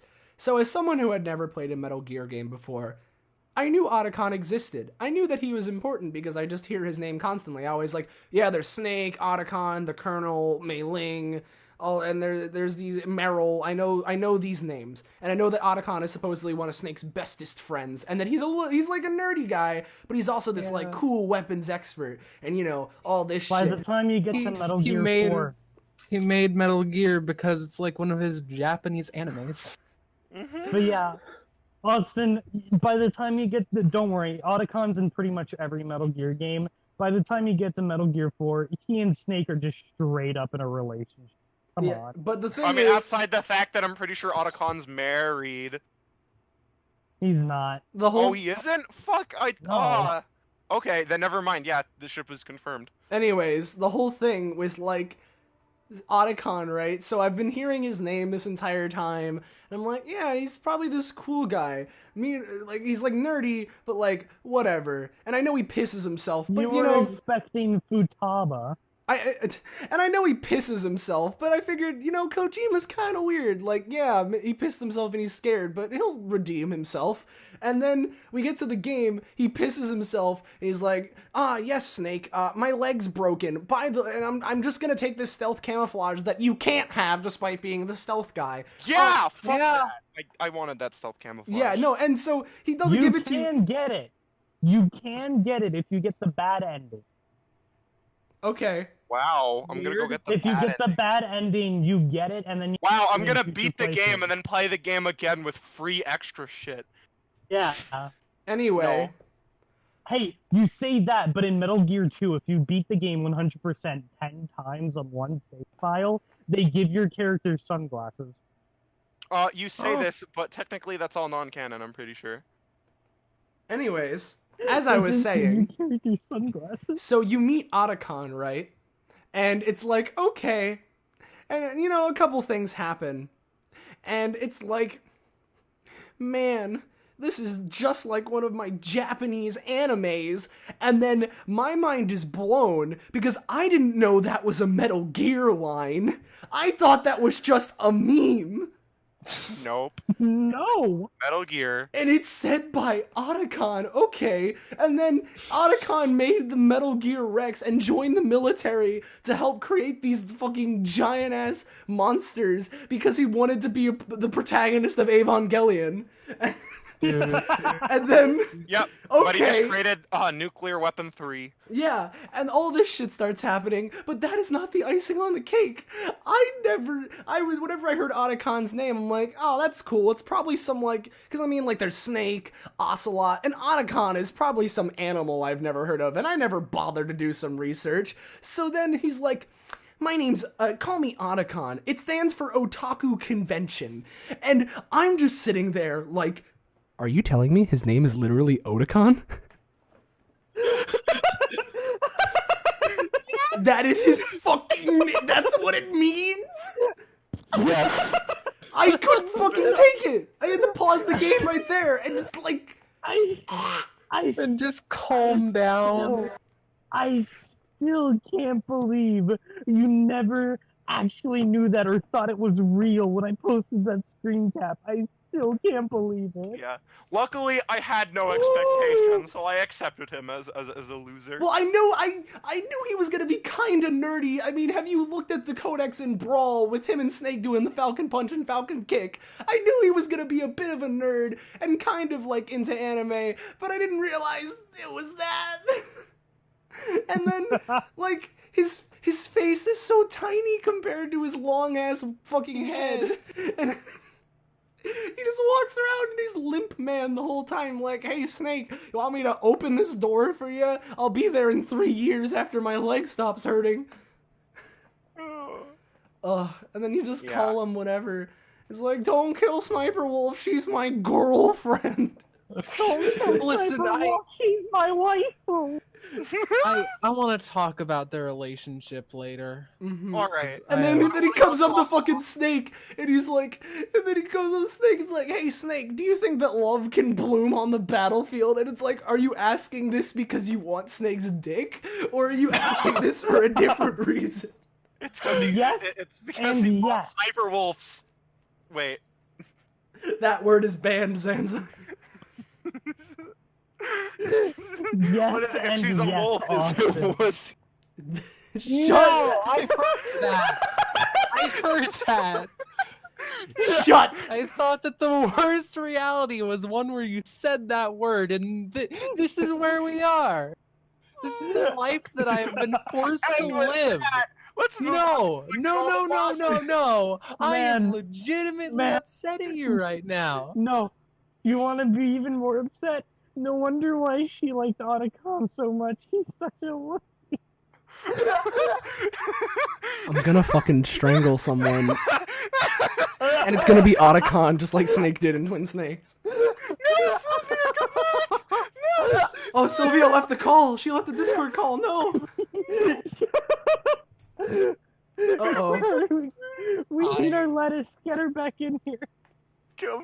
Okay, let's just go through all the boss fights before we kill each other. I like Otacon now, though. It's just he was a little bit more horrible than I was You were expecting. expecting cool techie guy like kind of Futaba had those kind of expectation, but was really cool in Persona 5. But no, you get otaku convention. Yeah, and fucking like Dream.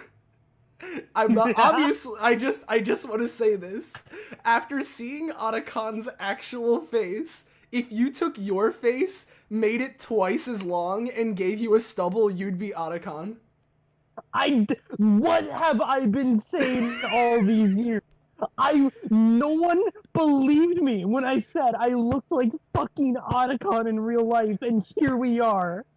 I mean, your face is like again, Otacon has fucking bean head, but if your head was less round and more bean, and you had a stubble, then you'd be Otacon. Maybe I should just glue an X button to my forehead. Guys, we've been talking about Otacon being otaku convention for like 30 minutes. Should I make him the thing on the side of the left corner of the screen again, you and have just to like make Liquid Irving Snake put all the that. You have hearts? to make that Liquid Snake. You have to make that Liquid Snake. I'll put both Otacon and Liquid Snake there. Good. Give them like a heart thing so they're lovers. God damn. Do you think love can bloom on the battlefield? Oh. Okay, Yeah, let's which talk you about said that the it's other like you want to before I explode. Which snake? Whenever me and Austin play Smash, do you think love can bloom even on the Dream battle? fucking die. Let's move on, please. Can we stop? It feels like this has been clearly cut into two sides. One hating every moment of this and the other loving it. So, Revolver Ocelot fight. What did you Yeah. guys think? Fucking diarrhea was- Dookie. Over Ocelot. It was terrible. It was like, remember when I was saying that like it's shitty how the gunplay You're is running like around sometimes in a sometimes you just square lock action. onto him. Sometimes Yeah. you just lock onto the guy, and sometimes you have to manually aim. It's like, first there's this thing where it pulls out the thing for out of nowhere, and I learn, okay, if I manually aim, my damage is so garbo, I just have to auto-aim. Auto-aiming is a thing. That's how you should really do it. And then they immediately throw in you a boss where it's like, no, auto-aim's just off this time. Also, not to mention the fact they're like, hey, let's make a boss fight that's all about like you fighting like the most skilled marksman ever and whatever. And hey, how about we just make the camera real shitty so you can't see where you're shooting? Yeah, Yeah. I hate that. I hate that. And the fact that sometimes when you're trying to run around, I think this one might actually be more of a PS1 issue, because I'm pretty sure it didn't have as good directional controls. It seemed like you were pretty gridlocked. Yeah, because the PS1 controller didn't have a joystick. It had D-pad. Yeah, but You had because of 8 that, like directions. sometimes you're just trying to turn the corners and your character just takes such a sharp turn they run straight into the wires and then everyone dies. And by the way, I love how if you kill the guy either by making the things explode or you just shoot him like I did, the like senator president guy who's tied up, then at the end, instead of having it go snake, no, it's Ocelot saying, "You idiot!" Boss, you killed a child. You idiot. Kill the Pokemon or you get it. Yeah. You son of a bitch! I forgot about that. Oh man. Okay, for very quick context, Can we talk about yeah, that yeah, the real other quick? day, me and Alright. Dream were playing Project Can M. I tell the story? Fine. Okay, so me and Austin were playing Project M with our buddy Emerald, and we were on Final Destination. I was playing as Ness, Austin was playing as sNake, and then I think Emerald was playing as Mewtwo, Yeah. and like I was having the worst time because sNake in Smash controls the entire stage. So he has Austin has control over the stage. Emerald can move freely around the stage because he's Mewtwo. He has movement. He has a reflector. And I'm just here being juggled the hell and back. So I'm like, okay, one of you've got to go. Mewtwo has 2 stocks and you have 1, and you control the stage. sNake, you gotta die. So I go in. I start beating up sNake. Austin Austin puts a C4 on me and immediately goes, "What's that about getting sNake?" And I'm like, "Shit, I'm your Pokemon now. Now I gotta go fight Mewtwo or you're gonna kill me." Yeah, no, as I said, fight the Pokemon or you explode. And I literally just held him at C4 point. And if he fought me, he had the threat of being blown up. Yeah. I By the had way, one stock. I was a lightweight and I had like 90%. I had no choice. by the way, this brings up something for me. So I noticed in the Twin Snakes, they get rid of all of the Metal Gear aestheticism to it. Yeah. Like in the original, when you die, like these fucking not cyan, they're like this weird greenish, like this bluish green. Neon. Yeah, like things flash in as they all like build the Metal Gear logo piece by piece, and it plays this really dramatic music as they cry, for you, and there's like the things are built in, and then in Twin Snakes, it's just like a blank gray screen with a spinny noodle thing, and then the text in the middle that just kind of says "Game over, continue." Yeah, Lost. it was very like, okay, this isn't what I know Metal Gear for. Okay. Yeah, it was, and then like also the radar looks worse, and the whole game in the Twin Snakes has like this green overlay on everything that makes it look like puke.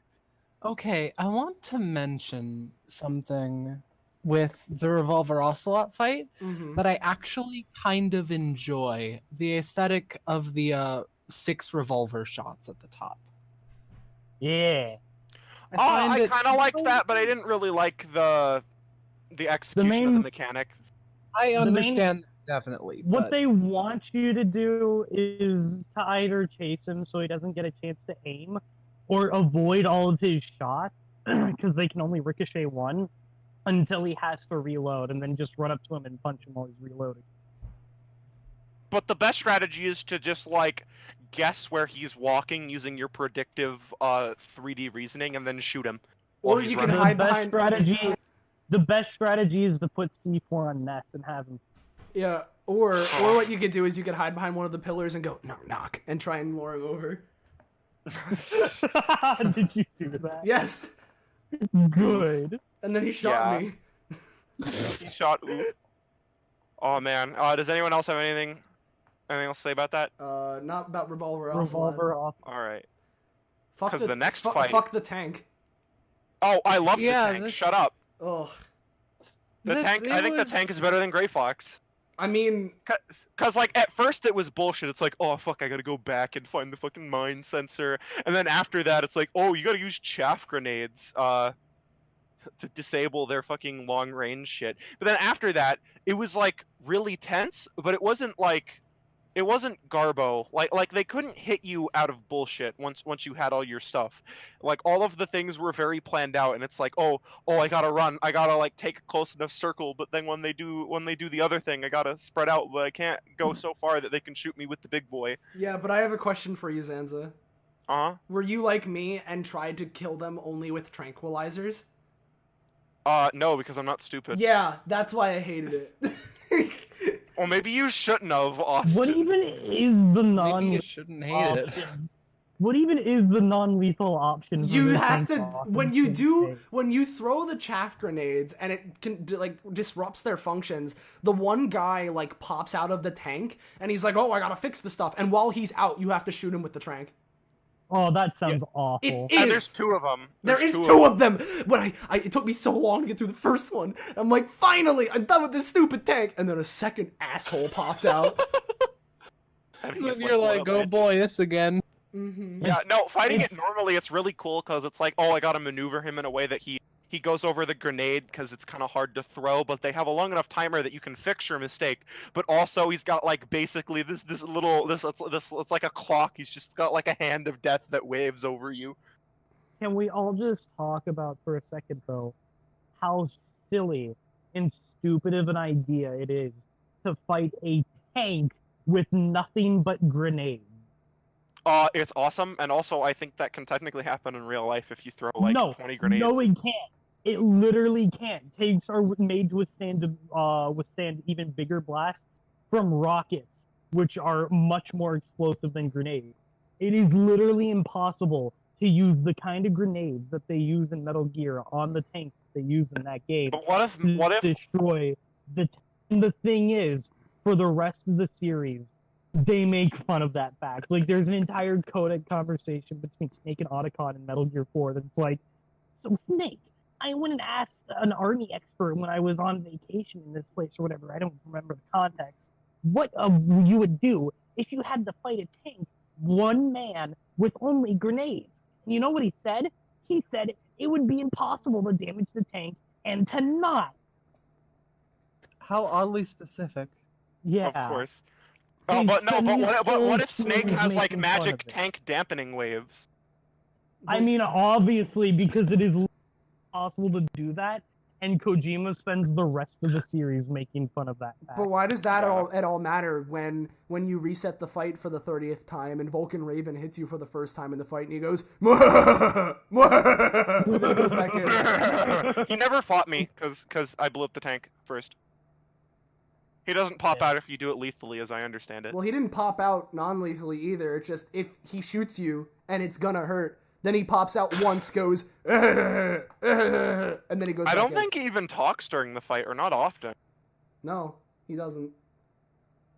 What then? What are you talking about? When you get hit, at least in Twin Snakes, when you get hit for the first time in the fight, a little cutscene happens when he pops out and laughs twice, and it's the same audio file twice, then he goes back in, and then you can resume playing. Does not happen. I think my favorite thing with the tank fight is a glitch in the original PS1 game, where if you try to crawl under the tank, it'll try to, like, U-turn you back around, but, like, at lightning speed, like, lightning fast speeds. So if you use the D-pad to always be holding in the direction of the tank, you spin like a helicopter on the ground. You better. Aw, that sounds beautiful. It's pretty funny. All right. Well, we already talked about the first Grey Fox fight, so next would be Psycho Mantis, unless someone still has something to say about the tank. Sylvia? Do you like? No, I just didn't like it. You didn't like Psycho Mantis or the tank? Both. Oof. Okay. I don't think Metal Gear is Sylvia's kind of game. Not particularly. The bosses. It's. I don't know. It feels like. Okay, the tank wasn't so bad. Psycho Mantis. Honestly, now that I think about it, Psycho Mantis was okay, but he wasn't great. I loved Psycho Mantis.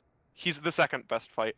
Alright, I just have one question for all of you before we get into Psycho. Have you been playing Super Smash Bros. Melee? No, God. it was gonna be, do you like Castlevania? Haven't Yeah. really played Or it. my favorite version of that quote, if you play the PS1 original, you like Castlevania, don't you? He says it in such a Victor mocking tone. Aw. Go, He wasn't able to do it. boy. That's the one issue of playing it on the PC version, because there's no save data. Austin, use Victor Valentine's voice when he's being very smug, and just say, "You like Castlevania, don't you?" You like Castlevania, don't you? Yeah, that's how he says it. Anyway, yeah. Okay, so for those that don't know, the whole thing with Psycho Mantis is that he's a psychic, so he can do fourth wall breaks and stuff. And so, sorry. At the beginning of the fight, he uses Meryl, a thing to try to kill you, but you just punch her. You just punch her lights out. I trank Yeah. By the way, Or you can trank her. can I just say that I don't like the relationship between Meryl and sNeakS? Oh, I thought they were cute. I did But that too. might just be because Meryl's my type. Yeah, Meryl's perfect. I remember actually, while we're on the topic of that, when me and Austin were still trying to play MGS1 together, I was watching him, but we couldn't do it because, for the rest of the series, we're only going to do that once I get my mic on my computer fixed. But I remember telling him, there's an Easter egg where if you leave the vent and re-enter, you can see Meryl in her underwear, and once he got to Meryl, since he was already past that point, he's like, well, fuck, now I gotta look this up online, she's hot! Okay. Sylvia, on that thing where you don't like the relationship, I don't mean to say that your criticisms are invalid, because But I I'm think wrong? they probably are valid for the Twin Snakes version, but at least in the version I played, they were they had very good chemistry. Okay. Yeah, no, that- they have that very might good be- chemistry in like the original. Yeah. Mhm. Okay. Yeah. It just in Twin Snacks it felt very forced to me. And that might be because I'm not that might be because I'm a lonely soul who hasn't been in a relationship ever. I mean, neither have I, but hey, Meryl's hot. Same here. But Meryl's Neither hot. have I, but Meryl's hot. Yeah. That's a movie. Meryl is hot. Yeah, She's no, like but the thing, double hot. But in all seriousness, with her and Snake, I do agree with you that in Twin Snakes it felt a little forced. But at the same time, like while it did feel a little forced, I will agree, it didn't like take me out of the experience, because with the narrative that Metal Gear was going for, I could believe it. You yeah, it wanna didn't know necessarily why it take me out felt of the forced? experience, but it was still kind of You want to know why it felt forced in Twin Snakes, but not the original? Why? Because just like how Twin Snakes is a C-list action movie, in C-list action movies, the relationships always seemed forced because of the tone. Mm-hmm. Yeah. I'd say it only kind of seemed weird at the ending when like right after you destroy Metal Gear Rex, spoiler alert, like there's that part where Meryl has to jump down and like Snake catches her in her arms and they flirt, and I'm like, you understand a nuclear weapon's coming for your fucking heads right now. This isn't the time. Shut up. Like one of my Japanese anime. It stands for Otaku Convention. Okay. But back to Psycho Mantis. So after the whole Meryl thing, he has this thing where like. Sorry, before we continue, I just had the worst thought, and I need to get it out. Otherwise, it's gonna haunt me for the rest. Uh-oh. oh boy. Okay, you know, Austin, you know the one Trunks line? The one. Don't shoot! That man is not black! Yeah. But Otacon. Snake, don't shoot! That man is not black. No. I hate it. Oh. Anyway. Okay. Yeah. Okay. Psycho Mantis. Okay, so after that, his fight is basically he operates very much on like the traditional top-down kind of boss fight, where it's largely just damage zones that he moves in like a set pattern, and you have to learn all the patterns. Except he has a special gimmick where he can read your thoughts, so he can always dodge your attacks. However, you in the original game, you get around this by switching your controller ports. So the idea is that they're like, Snake, it's the controller ports. You gotta switch it from port 1 to port 2, and I see that and I think, oh, that sounds interesting, but like it doesn't actually change the fight. Like all you're really doing is like doing a simple switch, and it's like, oh, I can damage him now. But in the PC version, and I understand that this, it's like, is it official? Does it really count? But for me, it was really cool because they change it to say you can only use the keyboard controls now, and I'm like, oh, what are the keyboard controls? And it was actually awesome to have to like figure out how, because the keyboard controls are, I think they're purposefully really, really weird, and I was like, oh god, where am I putting my hands as I'm like running around, and I'm like, fuck it, I don't even know how to change my weapons. I'm just gonna have to do that with the controller like connected to it to the side. Okay. So I have this fucking setup, and it's like, that was awesome because it changed the fight from just flip a switch does sound and dodge awesome. damage zones. It flips that to, okay, your controls are completely fucking garbled now, have fun. And that was really cool. Amazing. It was really fun. The fight kind of. I will say this about. Oh, sorry, I'll save mine for last. I was just gonna say that the fight kind of loses a lot of its charm when you were emulating it like I did, because not only is the thing where it's like, Snake, put your controller on the ground and I'll make it rumble a little bit, and look, it'll be funny when it moves across the ground in real life, and Snake nods like, do it, bitch, you know, and all that shit. But like, when the... You would totally say that too in Twin Snakes. Yeah, but in the emulator, of course, it doesn't rumble, so it's just like Psycho Mantis going, yeah, yeah, and Snake is reacting, but your controller's just completely still. I have psychic powers, I assure you. Yeah, then the memory card thing doesn't even work, and you can tell that it's supposed to be the memory card portion because the screen fades out, it fades back in, and Psycho Mantis is like, huh, well shit, and then it goes back, and there's no memory card part, and then during the actual fight, like, for some reason on my, like, GameCube controller adapter, like, the second port wasn't working, where he'd still be able to read my shit, and I'd have to switch between the third and the fourth port occasionally, and it would sometimes work, and it sometimes wouldn't, so it kind of... Playing it emulated kind of ruined a lot of the allure of the fight to me. However, one thing that I really did like, it was just like a very cute thing, because obviously this game would have been played on a CRT, the time when Psycho Mantis, like, when you try to attack him, whatever, and he fucks with your screen, and it goes to, like, a CRT when it says video in the top corner, but it says Hideo, like, Hideo Kojima, like, oh, that's sneaky, but, like, you know.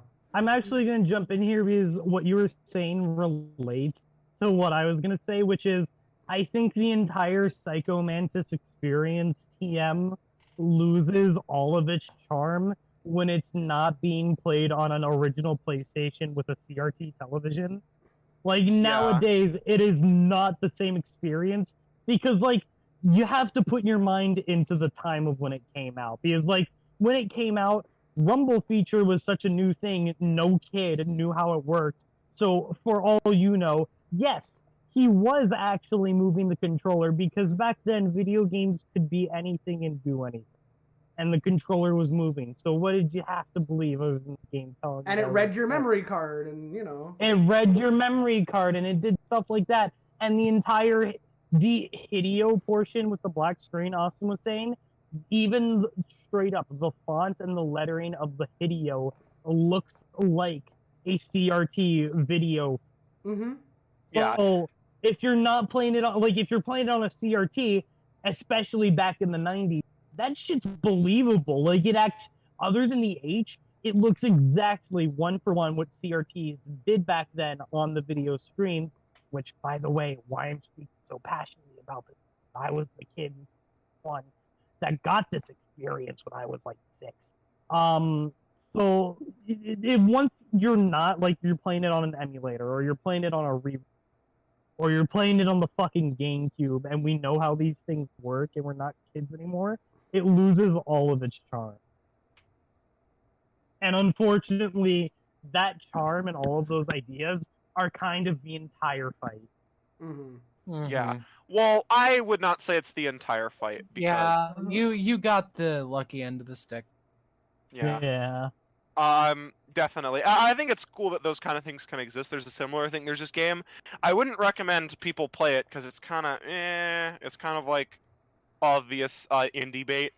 But it's called Pony Island, and there's this section where the whole thing is answer these questions and don't look away from me. But the whole time it reads your like Steam list, and it will pop things up like your friends messaging you, or it'll have Skype or Discord notifications in the background, and sounds like that, or like Windows error sounds, and so you're like, oh shit, I gotta Alt Tab, and then every time he kills you, and he doesn't explain it, so you have to you die like a good 4 or 5 times for your like, wait a second. By the time the song plays for the 5th time, that's the kicker. Yeah, no, it's and the sad thing is the fact that because Skype is basically dying, you know, it's one of those things where it's like one of those things where it's like, what? Yeah, no, it's one of those things where it's like that too is gonna die, and I think those things are awesome when they exist in the moment. And I think that even though they obviously don't age well, I can sit there and appreciate them as what they were, and therefore still like them, even if they're not there. Yeah. I can like kind of put myself in the past. Yeah, it's like, you know, it's like you're on your computer, and all of a sudden the game just like makes a Skype sound, and it's like, what the fuck is this rising from the dead from my recycle bin? You know, the dead kind of like skeletons, like Sand Undertale. You know, I was. Stop. Now that you've gotten that out of the way, I'm gonna make an actual connection. With something that really reminds you. Before I even say any of this, y'all gotta remember, I played Undertale day one of its release before the internet tainted it. But the stuff with Omega Flowey at the end of the neutral run, it did a lot that of was it did a neat. lot of the Psycho Mantis stuff. And honestly, since I got the true Psycho Mantis experience, like from the 90s as a kid when I was 6, and then playing that again like 3 days after release, it threw me back. It hit my nostalgia right in the. And now, Austin, you can play the song. Why would I play the song? What is You already did. Yeah. Why would I play the song? What does your speaking of Flowey have anything to do with the song? Yeah. What does that have to do with anything? There's no transition there. Oh shit! It's Snam Umberbell. Let's talk about what? Who's Sniper Sans? Wolf. It's not. Oh, well, we're not. Are we at that yet? I might as well talk about The it. first one. Yeah, we're at the Sniper Wolf part. Yeah.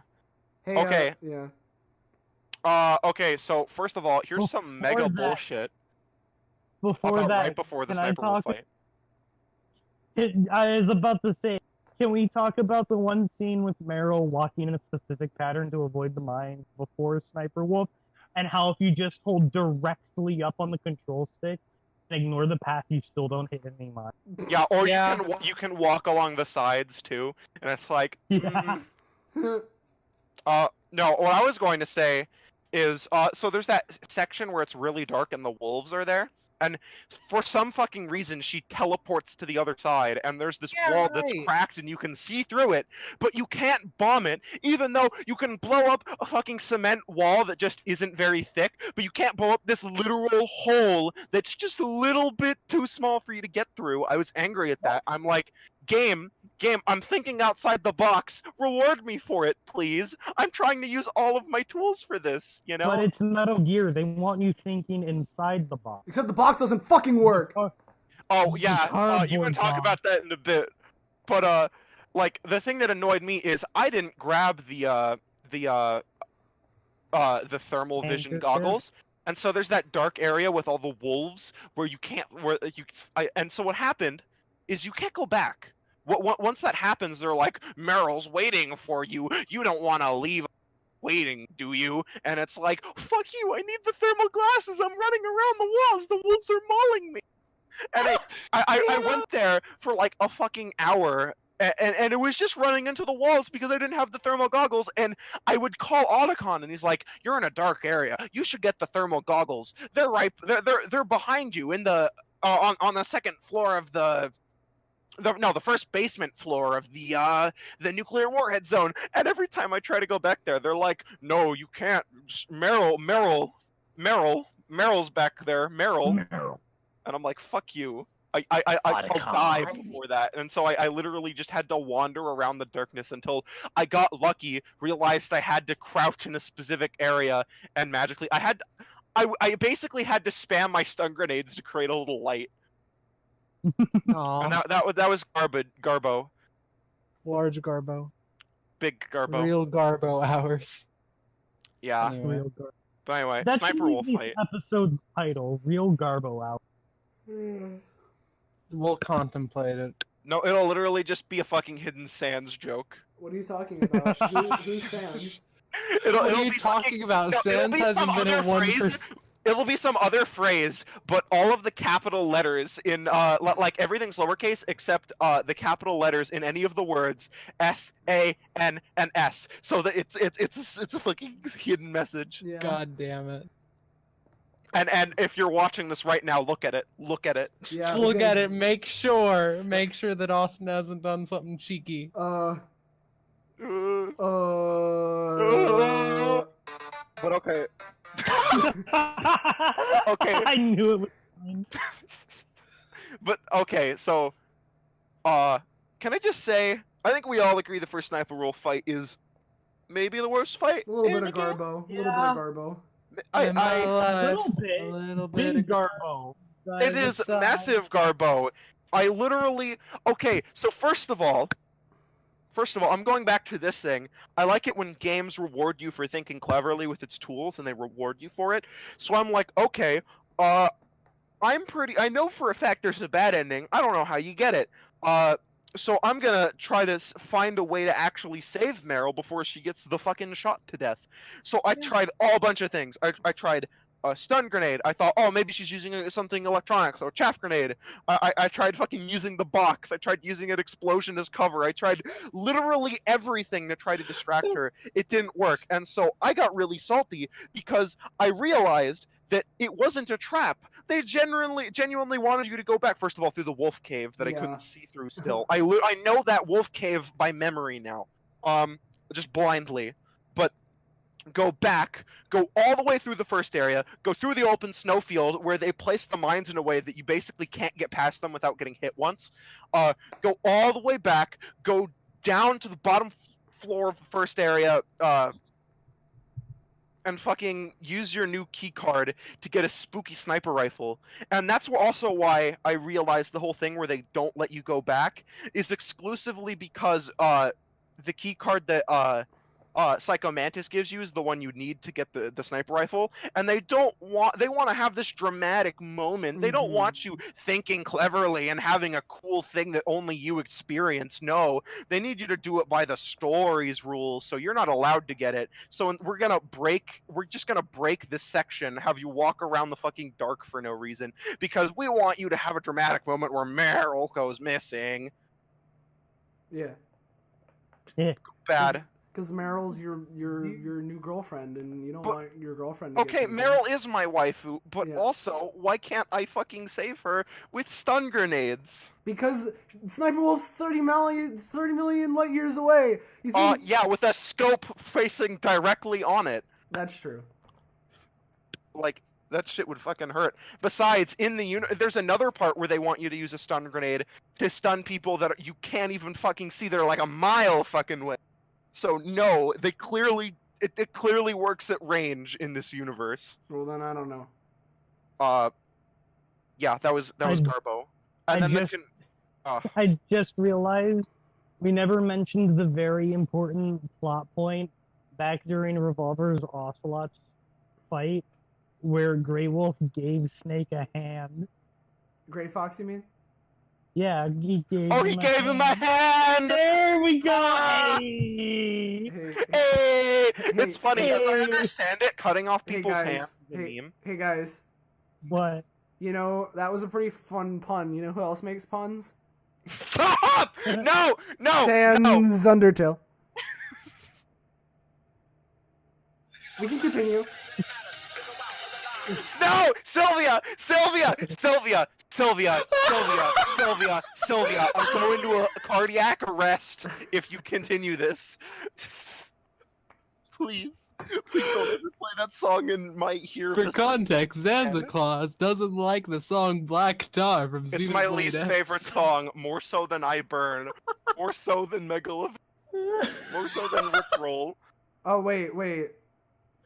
Megalovania, you know, the one that plays when you... Which song? Which song?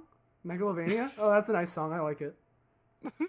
Maybe you should shut up, Austin. I am. So, what are you expecting?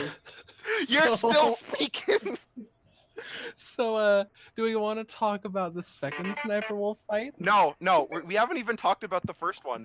So the whole gimmick... Oh, okay. Is that you pull out a sniper rifle, and you need to watch her. Sniper Wolf is like on these this raised area, and she runs back and forth, and sometimes takes aim and tries to shoot at you.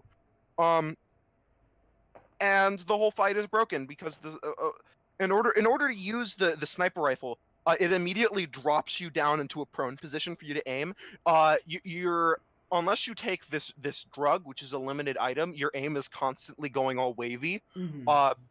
So you basically need to be taking that, and sometimes it just decides to fuck you whenever you take the perfect shot and only start reactivating. The wave only reactivates again right when she pops out, like she waits for it.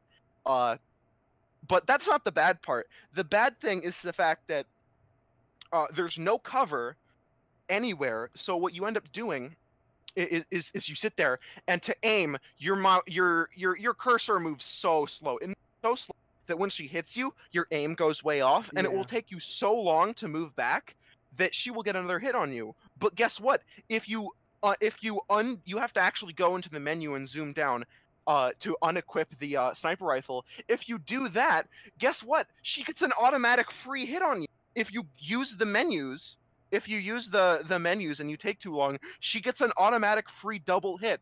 So if you're on low health, like I was for the entire game, because I don't know. I mean, at times it was fun, but still. Then that whole fight was just fucking bull. It was. You couldn't win. Like, you fuck up once, and she's just like, oh no, now I'm gonna lock your controls.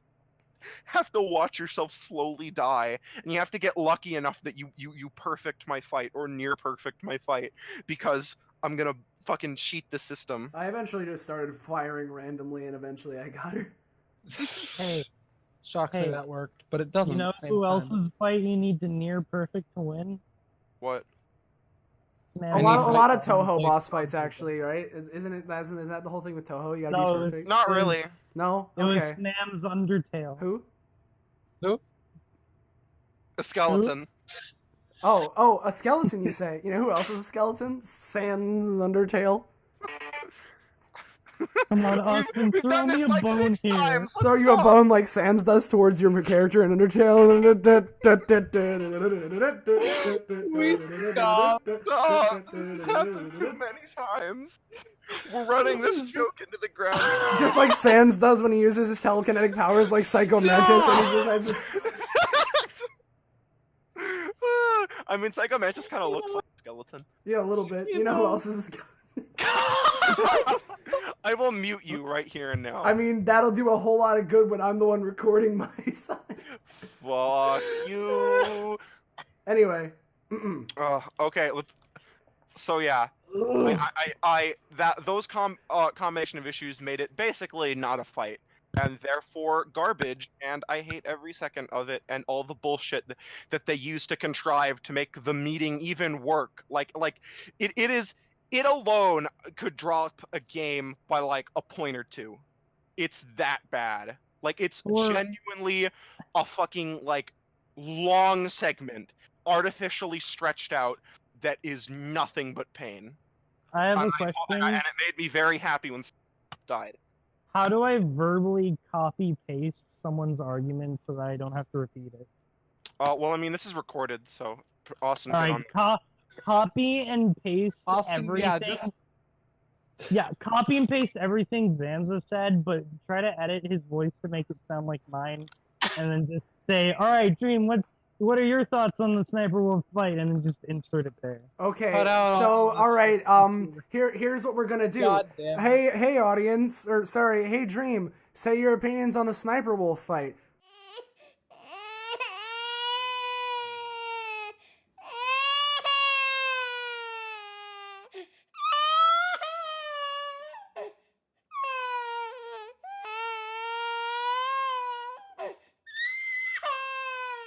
Okay, by this point, I should have been done editing the baby crying noises, so we can get back to our discussion.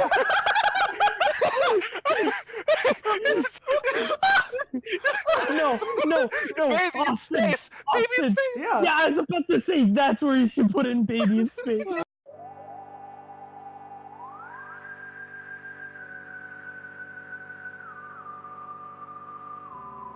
I don't know. Why would I put in baby in space when I can just put in this?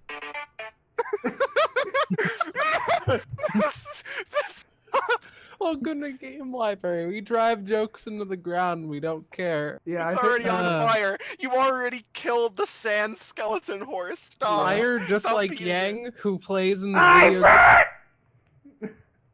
This is terrifying. Yeah. Anyway. Let's stop. Please, Okay. I'm begging you all. Alright, let's actually talk about some Metal Gear. Okay. Right, we were supposed to talk So about we that. all Austin, what do you think about the first Sniper Wolf fight? Can go suck my wee Hot wee. garbage. Good. Do we all agree on this? Is there anything We else? All get it. agree. We get it. The Sniper Wolf fight can suck. I forget the Hunter x Hunter character's name. Wait, what? Remember Dirty Confessions. We get it. Oh, we get it. You want to fill Flutter's deed body with cum using a Calgo's tentacle peen. We get it. Calgo, that's the name. You sent in We your get confession 17 times. There's a reason we're not showing it here, please. We get it. We get it. Sniper Wolf's fight makes you want to suck a Calgo's. Sucky Calgo's and tentacle wee wee. All right. Yeah. Now on the upside, the next boss I think is the best in the game. It's the fight against the Hind with a liquid snake. Too bad that I didn't get to play it because that's disc 2. Can we talk about the torture thing? Oh yeah. Oh right, yeah, the torture thing. It was stupid. I hate button spam things. In Twin Snakes, it was pathetically easy. Yeah. By the They way, make it pretty hard in the PS1 version, or in bad. And then In- it was like in- LOL bomb in your PS inventory. in the PS1 version of the game, it is stupid hard, but mostly because of the PS controller's limitations on button inputs, and the game expecting you to mash faster than the controller can set. But also, Wait. First, I think it's funny how Revolver Ocelot says this isn't a game. There are no continues, and they remove yeah, exit and then go back in. I thought that was fucking cheeky. you get a game over if you die during the thing, and it reverts you back to your previous stage. You don't get to continue if you die in it. Yeah. But another thing is, if you submit to the torture, that gets you the bad ending.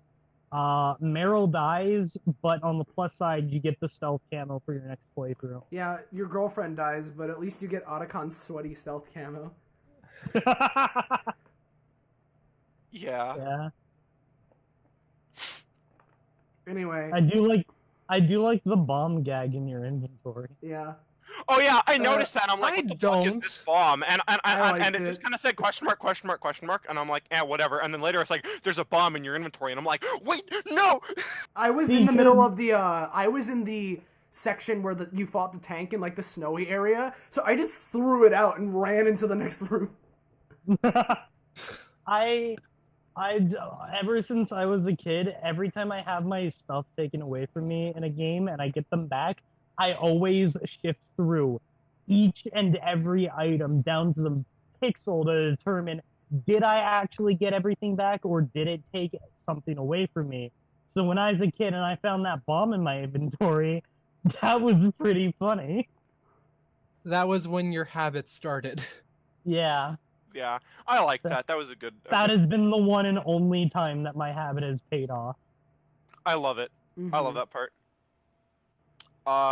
Although, okay, so the thing in the prison cell, from the sounds of it and the codec calls, there are tons of ways to get around it, but it just there's bugged for 10 me. different ways. It bugged for me. When I tried to use the ketchup, even though he didn't see and he was in the bathroom, he comes back and he just immediately knows that it's fake and doesn't get affected. And every time he's away and I hide under the bed, it's like, oh, now he won't be able to see me. He just sees me and goes, ha, fuck you.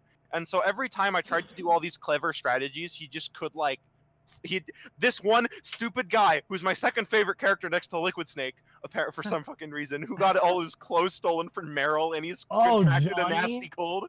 Yeah, Johnny is a running gag and he's in every Metal Gear game. good Oh, neat. because I love him, but like it's like George! they play him as this fucking stupid boy, but he has fucking infrared depth vision and he can just see the truth. I mean, unless you're me, in which case I just hid under the bed and he's like, huh, where'd he go? And then I punched him 3 times and ran out. Yeah, no, I kept doing that and it didn't work. Eventually, Gray Fox just runs in and fucking kills him. Wait, really? Yeah, Huh. or strangles him, one of the two. It's pretty cool for like a Both. Gray Fox moment because you're like, oh yeah, he exists, but Oh yeah, he and Snake are friends, maybe. But yeah, no, there's 10 different ways to get out of the cell. One is laying on the ground in the ketchup to make it look like you've bled out and died. Austin figured that one out. Hiding under the bed at a certain time. Hiding like under the window at a certain time. I forget a lot of the other ones, and then of course there's waiting long enough for Gray Fox to just show up. Or you can be like me and do all of the torture scenes because you don't care. yeah.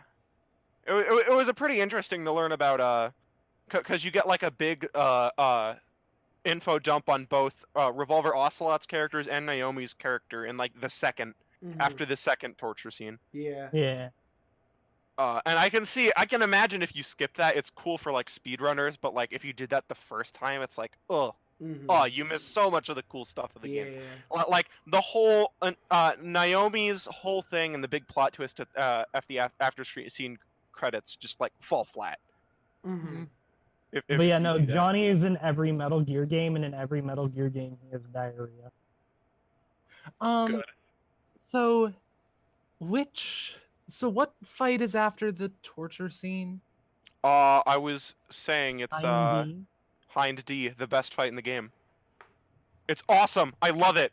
It's besides the fact that there's fucking the helicopter. Right. Yeah, there's the fucking liquid snAke. He's like, "Hello, brother," and snAke is just like he speaks like this monotone voice the whole time. He's like, "What are you talking about, brother?" We're supposed to be killing each other right now. Best brother. Best Master Miller. Like, oh, I gotta best go. ever. Ring. Master Miller found dead, ass out in Alaska. Yeah, but no, seriously, snAke and this is Solid and these are Liquid. what rats do in the winter. But no, seriously, they're literally Ragna and Jin. Yeah, or if you're me and you recognize Robin Atkin Down's voice immediately for Master Miller / Liquid or whatever the fuck, and it's just like, oh, hi Travis, touchdown. Yeah. Yeah. God damn, I love Alaska. But actually, though, I just loved it. The whole time he's like, like he's having the time of his life, and it's like he's oblivious. Like whenever people say something serious, he just kind of talks of nonsense, and it's like he doesn't react. And I don't know. I just wanted to give him a big pat on the head for being a good boy. My favorite thing is if you once you an Easter egg you can find is after you beat the Hind D. Before you even leave the boss room, if you call Master Miller, there will be the sound of fire in the background. Master Miller's portrait, he'll be all covered in like smoke and dirt and stuff, and he'll be all scratched up, and he's like, Master Miller, what are you doing? Because snAke is too dumb to not realize yet. Yeah. No, okay, I did that. Maybe it's because I was doing it at the wrong time. Like maybe you have to either stay in the boss arena, and I didn't. You have to stay in the boss arena. I think I maybe called him right after I left, but instead it just says no response, and I thought that was enough of a hint without being too obvious. Yeah. Even though it's already obvious because of his character. But anyway, let's talk about the actual fight itself. It's the best one. I don't remember much about it, honestly. I didn't play it because my disc 2 shit. What weapon did you use to The only one you're supposed to use, the Oh. stinger. Okay. I consider it kind of boring. Well, you're wrong. Okay. Sorry. Cause the whole thing is it's basically the sniper wolf fight, but a million times better. Like you go in first person, but the aiming isn't super intense. That actually. Yeah. The aiming isn't super intensive because the things lock on. So really it's all about sight lines. And when it comes to sight lines, he tries to juke you. He tries to go over you sometimes. He sometimes zooms really fast in one direction and then fucking does like a basketball, like quick zoom to the other side. And there's he does a barrel roll in a helicopter. Yeah. The entire fight can be described as no, not gonna get me. No way, brother. No. Brother. And like basically the whole thing is you have to manage all of your and again part of it might be because I was really low health, so it was a really tense and interesting fight for me. But it's all about like outsmarting this guy who keeps using all these tricky tricks, and then like and you have to like go around this box in order to like mess with your sight lines and force him into the area you want him to. And it's really easy to, unlike the sniper wolf fight with the stinger, you can flick really fast, shoot him, and then switch back and then run behind cover. And it was really satisfying. Easily the best fight. Easily. It was awesome. It had multiple phases. Like sometimes he'll like fucking slink down below, and he thinks he's being stealthy, but he's not. It's adorable. I think my favorite thing about the fight is for once not even from the original, but is actually from Twin Snakes, which is the cutscene after you beat it. Yes!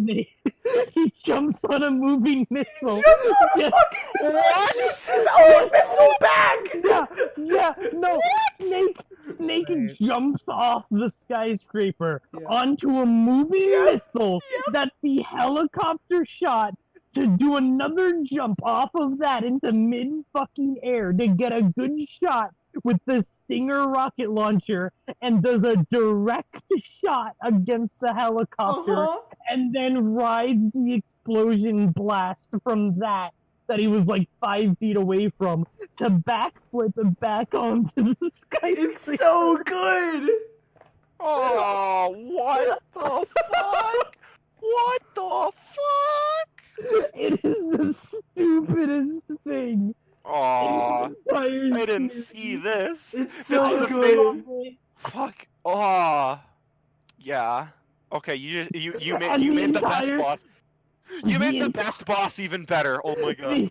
The entire time it's in slow motion too, except for Liquid Snake, who is just so baffled that anyone would be so stupid enough to try this, and angrier that it's working. Yeah, it's so good. Now, if only it had the original voice acting. Oh, that'd be even better. Oh man. And then after that, from the sounds of it, I'm the only one who has crazy fucking love for the Hind D. So. Well, again, We I can go didn't on. get to play it, so. So I like the Ah. 90 play. after that, you fight a Like, bunch of no, but- invisible ghosties. Oh no, the reveal Right. of the invisible ghosties was cool. Yeah, I liked that. I liked the reveal, didn't like the fight. It basically devolved into, I have to get wait. lucky enough to grab one of them and then snap their necks and then just do that for all. I completely forgot literally one of my least favorite moments in the entire game. Climbing up the stairs. Oh, that, yeah, no. I'm sorry, I also Fuck missed that. that. I hate Fuck that. that. I fucking hate That that. is literally the worst part of the entire game for me. Literally, the only way you can get past it, for me at least, is to Eat basically damage. learn the whole thing by memory and then know the exact times you need to throw stun grenades. I just tank damage and spam chaffs. Well, I had no rations and like a little less than half health, so I could not do that. I think I think what would make that better is that if the entire time you just played the Snake Eater segment from the ladder, and God damn it. Can you give us a sample of that song, Austin? oh yeah, no problem. What a thrill. No! Yes, my Please. favorite song, Snake Eater from Snake Eater. Yeah. Please, this is actually hurting my throat. The 3-note. doo-doo-doo-doo. Yeah, that's just you're climbing up the ladder. Oh, that gives me a fucking meme idea. It's just gonna be that part, and then right when Snake Eater's supposed to kick in, just do do do do, and it stops and it echoes a little bit.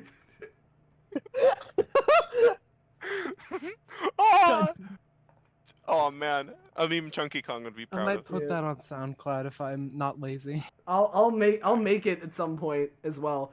Anyway, Yeah, we can the of course reveal of the invisible dudes is cool, Yeah. but the fight is bad. yeah, and of course Yeah. we can discuss everything else. But at the same time, if we were gonna try and keep it a little shorter, we're on that 2.5 hour mark, so we can probably rapid Yeah. fire through the rest of it. Because I think most of our Yeah. opinions on the game itself are out. I mean, I still have quite a bit to say. Okay, well then. We've just Yeah. been stuck in all these memes. And then after that, Knee-deep there's in the memes. second fight with Sniper Wolf. You had something to say about this, Sylvia. Hmm? I remember. Well, you wanted to go to Oh, the second right. fight. World's best sniper uses a laser sight. Yeah. Yeah.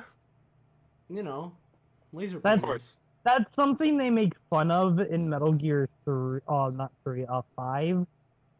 Because Quiet in her fight, who also uses a sniper, at one point in the middle of the fight uses a laser sight. And then I believe Miller on the radio ends up saying, man, a sniper with her kind of skill using a laser sight, it's as if she's mocking you, saying this one will be your death, and it's an instant kill. So they throw back to that and like give an explanation for it, but it's still stupid. Yeah, I still say it's stoop. But yeah, this fight was a lot easier and a lot more boring for me because there's actual cover in it, and it's in a way where you can reduce her option because she just basically switches between these hiding behind these 4 trees, and there's cover that lets you be hidden by 2 trees, and then you can just immediately see the other 2 in direct vicinity, and you can kind of block her shots. And she seems to take longer to aim, which I don't know why they would make that for the second fight, that she's fucking goes easier on you, but whatever. My favorite is killing her with the Nikita and making the missiles go right up her poop. Shut the fuck up. Hell yeah. But actually, in the original, they might not let you for that fight. Because I thought about it, and so I think that might be a point for the Twin Snakes. They get 2 points. No. They get Metal Gear Jump and Nikita. PS1 has the Nikita bullshit too. You just gotta find the certain set of trees to hide behind. I see. Well, no, I meant like they X'd out the option. Which they do sometimes. Like they do it for the boxes in a lot of fights. Yeah. I think that might be a Windows version only thing then. I wouldn't think so. It seemed like the in-game game was entirely unaffected. Well, for starters, if memory serves, in the original Windows version of the game, they let you walk forward while in first person, and in speedruns, that lets you walk through 90% of the game's walls. What? Yeah. There's a first-person mode? Yeah, well, you can't shoot in first person, but you can look in first person. Okay. Well, so, yeah. Don't do that if you hear this. Don't do that. Also, yeah. don't worry. I'll be sure to give Twin Snakes another point later on, but it's also for another cutscene. All right. Yeah, but yeah. So Sniper Wolf dies, and then Otacon, Sniper Wolf, and Snake have a dramatic moment. It doesn't work. And Otacon's all like, "Oh no, I loved her. She likes dogs." Yeah, if she likes dogs, she What must are be we a good fighting person." for? Yeah. Yeah. The Zero cutscene, and I think like Mega Man X5 just ruined It's that X4, line. it's for me. X4, but nice try. What am I fighting for? Sylvia, you said you had stuff to talk about with Otacon and Sniper Wolf's relationship. Sylvia. Well, I forgot what those were. Oh. Okay. Well, then let's ignore that. Okay. After that, well, what's the next fight? you fight the super worst boss fight in the game. Except Sniper Wolf still takes the cake. But the second worst, Vulcan Raven. Oh, that one's not hard. You put a claymore down in a hallway. You go to the corner opposite to the claymore. You knock on the wall. He steps on the claymore. You giggle and you repeat. Oh, what? No, I tried using the Nikita to like go around him. Okay, so the whole fight is RNG. I'm just gonna go ahead and say it. The whole fight is RNG. No, because you can, if you knock on the wall, he'll walk to where you were knocking on the wall. So if you put claymores down in every hallway except the one behind you, you will pretty much guarantee him stepping on a claymore and taking damage. That's how you're supposed to fight. Fuck, really? Yeah. Okay, well then I guess my criticisms for Vulcan Raven are out. But the way I thought you were supposed to play the game, Garbo 0 to 10, and I'm gonna go ahead and say it's not my fault because first of all, I don't like taking responsibility. But second of all, if you call Colonel, no, but there's tons of parts in which Colonel, he'll tell you to use that tactic. Who? Colonel. Miller? Colonel. Oh, the Colonel? Fucking. Yeah, Campbell tells you to use the mind. God damn it! The one time I don't check my codec for everything. You see, my strategy when I was doing the fight was using YouTube's like skip ahead 10 seconds feature until I got to the end of it. It's skip ahead 5 if you're not. Well, if you're on mobile, it skips ahead 10 seconds. Maybe no. Like for instance, if I was to skip 10 seconds ahead on this video I have up, it would go to around like here. I knew it was coming. Okay, well, I guess my points on Vulcan Raven are out the window because I hated that fight, but apparently I was. no, that was stupid. just you being stupid. I have. Sorry, I have small brain for small brain boy. Yeah, just Yeah. then Vulcan gets eaten by Bird. Bird get him. They just get him. So Sylvia, what are your thoughts on Raven? She's I one of my didn't favorite like him. members of the Teen Titans. Sylv, I didn't like him. why? Just what you said, pretty much. But I was wrong. Don't know why. Just don't like him. I was wrong though. Get it with a reference to Snake's Kodak call in Brawl for Sonic. Thank you, Lonely Jester. Yeah, that was almost Freaking- Desta. Almost. My head hurts. I still have that headache from earlier. Oh. The Oh. almost Jester. Anyway, next fight. All right. Well, the next fight is Metal Gear Rex.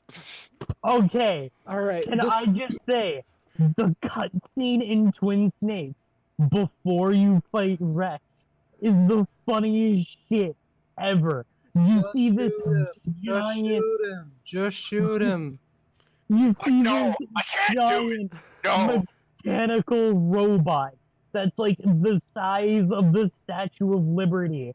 And what is Twin Snake's Snake first reaction to do? To run up and physically punch it. Not attack it with a weapon, but to run up to its leg Me? and jump at it like Cougar Leap and punch it. To which Metal Gear Rex flicks its ankle and kicks him.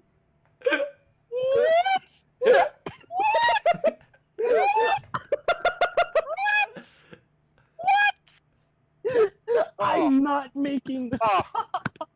Oh. Oh and, my it, and god. it destroys him instantaneously. Yeah. The the cutscenes in both versions of the games are amazing, but they're amazing for different reasons. The original has very serious drama, somber tones, and then Twin Snakes is C-list action movie. It's so bad it's good. Oh. Yeah, that vibe was what I was getting through the whole time of what I was playing, and I fucking loved it. It felt so horrible. Oh. It was Okay. the worst. Okay, so before we talk about Metal Gear X itself, can I talk about the keep card section? Because Oh yeah, that was there's this big terrible. thing Oh, you where there's mean- only one guard in this area, but you have throughout the entire thing, you have to run up all these ladders and then go up and then around Metal Gear X to go in this thing. So you You do that, mean- and it's like, oh no, you lost the key card. You because you got spotted. You go down, you pick it up, and then you have to go back up and go back up there again with the key card. Now they're just gone, even though they know you're a threat to them. Do you It's kind of mean- explained later, but shoosh. Do you mean backtrack with a time limit? Except there's no time limit on it. So wait. Oh, Wait. this might be a original PS1 only exclusive thing then. The way the key card. No, the key cards work like that. They tell you, but it never came up with me. But point is, wait. I'm still explaining. So the point is, you go all the way up, and then they knock it away, and you go down, and then you climb back up, and it's like, oh, you gotta plug the thing in. Okay, now cool it. So you go back down and stay in the cooler for a while. Go back up, then you need to heat it. So you go back down and through the elevators, heat it, and then go back through. And you have to do it fast enough before it cools down. And then you have to climb back up the thing again. It happens. It's literally up, down, up, down, up, down, up. And it happens in one section, and I have no idea how no one said that it was a bad idea. The What backtracking I wanna in general is iffy know for is me, but- how anyone gave the green light to the thermal keycard section. Run to the lava room, then run back, then run to the frozen Vulcan Raven boss room, then run back, then do it all 3 times, and then it doesn't even work anyway. Well, first of all, for me, it made me do the ice version, then the fire thing. Whatever. Point But, is, it's still backtracking with a time limit. Yeah. Yeah, it was stupid. It just kept happening. It's like I actually thought I was going crazy and I was playing the wrong video game. I'm like, I'm in a time loop. Help! I warned you about the stairs, bro. I told you, dog. It's ladders this time, though. All right. Sorry. Ugh. Austin, do you have any input on Rex and Keycard? Well, again, I don't know how many times I have to say this, but I didn't get to play this far because of previously stated issues. But, you know, just based off what I'm hearing, it sounds like a great time. I love Paper Mario: The Thousand Year Door.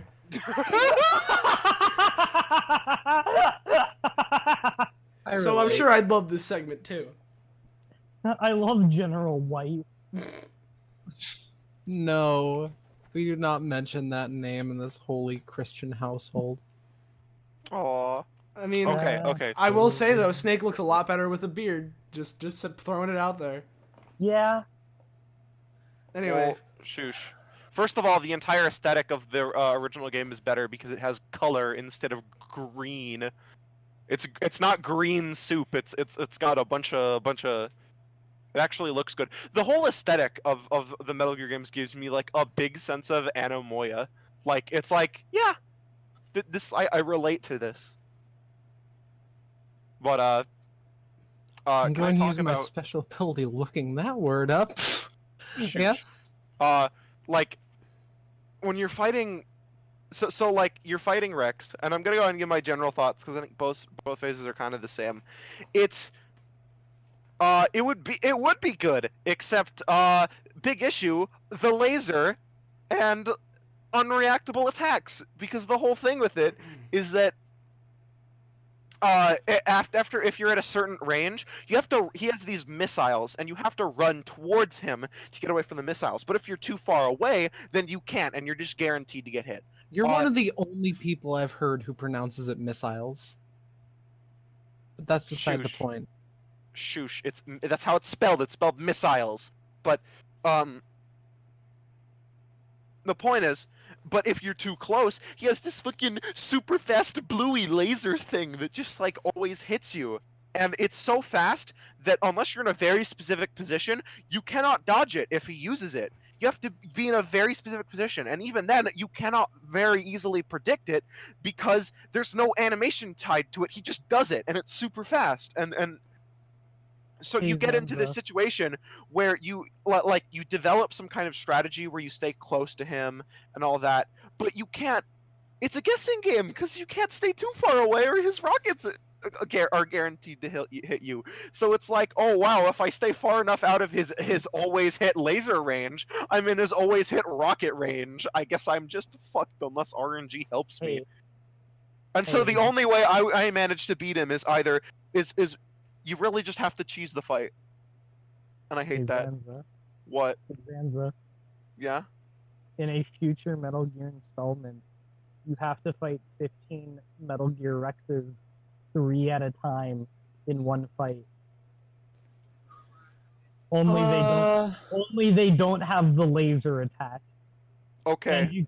And you can dodge the missiles, but you still have to fight 15 of them at once. Oh, but you just got rid of everything that made the fight hard. So I don't see the problem. At this point, we're just fighting. Does Metal At this Gear? point, we're just doing the same thing over and over again. Does Rex still make the cow noises like it does in Brawl? No, that isn't Aw. Rex. What makes the cow noises are a enemy from Metal Gear 4, which are called geckos. Oh. And they make the Nerd. cow noises because Kojima was like, war is hell. And cows are there sometimes. It is fun to sit on them. Yeah, It's fun to I sit on agree. the thing. But like, okay, so like really, the way you beat it is you either strafe in one way that at the end attacks, he's forced to turn to you, which guarantees you a hit, or you run under him and make sure that he doesn't see you until he gets confused, and then you just get a free shot at him. And those felt like such cheese tactics. I wanted to like learn his attack patterns and be able to effectively like react and dodge to them, but that's just no. yeah, it's just not. And maybe that's why I thought the hind fight was so good, because it's actually something that you have to learn and understand and react to. Also, didn't Gray Fox die during that fight? Oh shit, right. That's up to interpretation. Hey, wait a second. Yeah. Wait a second. Thank That's you, up to Sylvia. interpretation. Thank you, Sylvia. Oh. Okay. So first of all, I know a lot of people want to talk about the "no, I can't do it" thing, but first, my fucking favorite Liquid snAke moment, other than the fact that he's a Terminator and just is immortal, is the fact that he pins Gray Fox against the wall, and Gray Fox is talking about, oh, I had my whole life, my war story, and then completely oblivious to the current scenario, Liquid snAke just says, hey, in Zanzibar, we didn't use foxes, we used royal terriers to hunt, and it's like, stop! Why are you saying this now? The And he more says it you so- know, Star. Yeah, he just says it out of nowhere, and he's just like, why are you saying? And he doesn't. It's not like he's mocking. He just says it a matter of fact. He's like, we didn't use foxes. We used royal terriers, and he just sits there. He's so proud of himself, and I'm like, oh, he's so adorable. I think my favorite Liquid snAke moment is actually something we don't see because it happens in between the Rex fight and the fight on top of the Rex with the time limit and everything's exploding. Once you get to the fist fight with Liquid on top of Metal Gear, Which snAke happens, by the way. snAke not only has he lost all of his gear, he doesn't have his shirt on, meaning Liquid snAke dragged snAke's body On up to top. the top of Metal Gear, took his shirt off for the sole fact and sole idea of having a Fight Club-esque fist fight with him up there.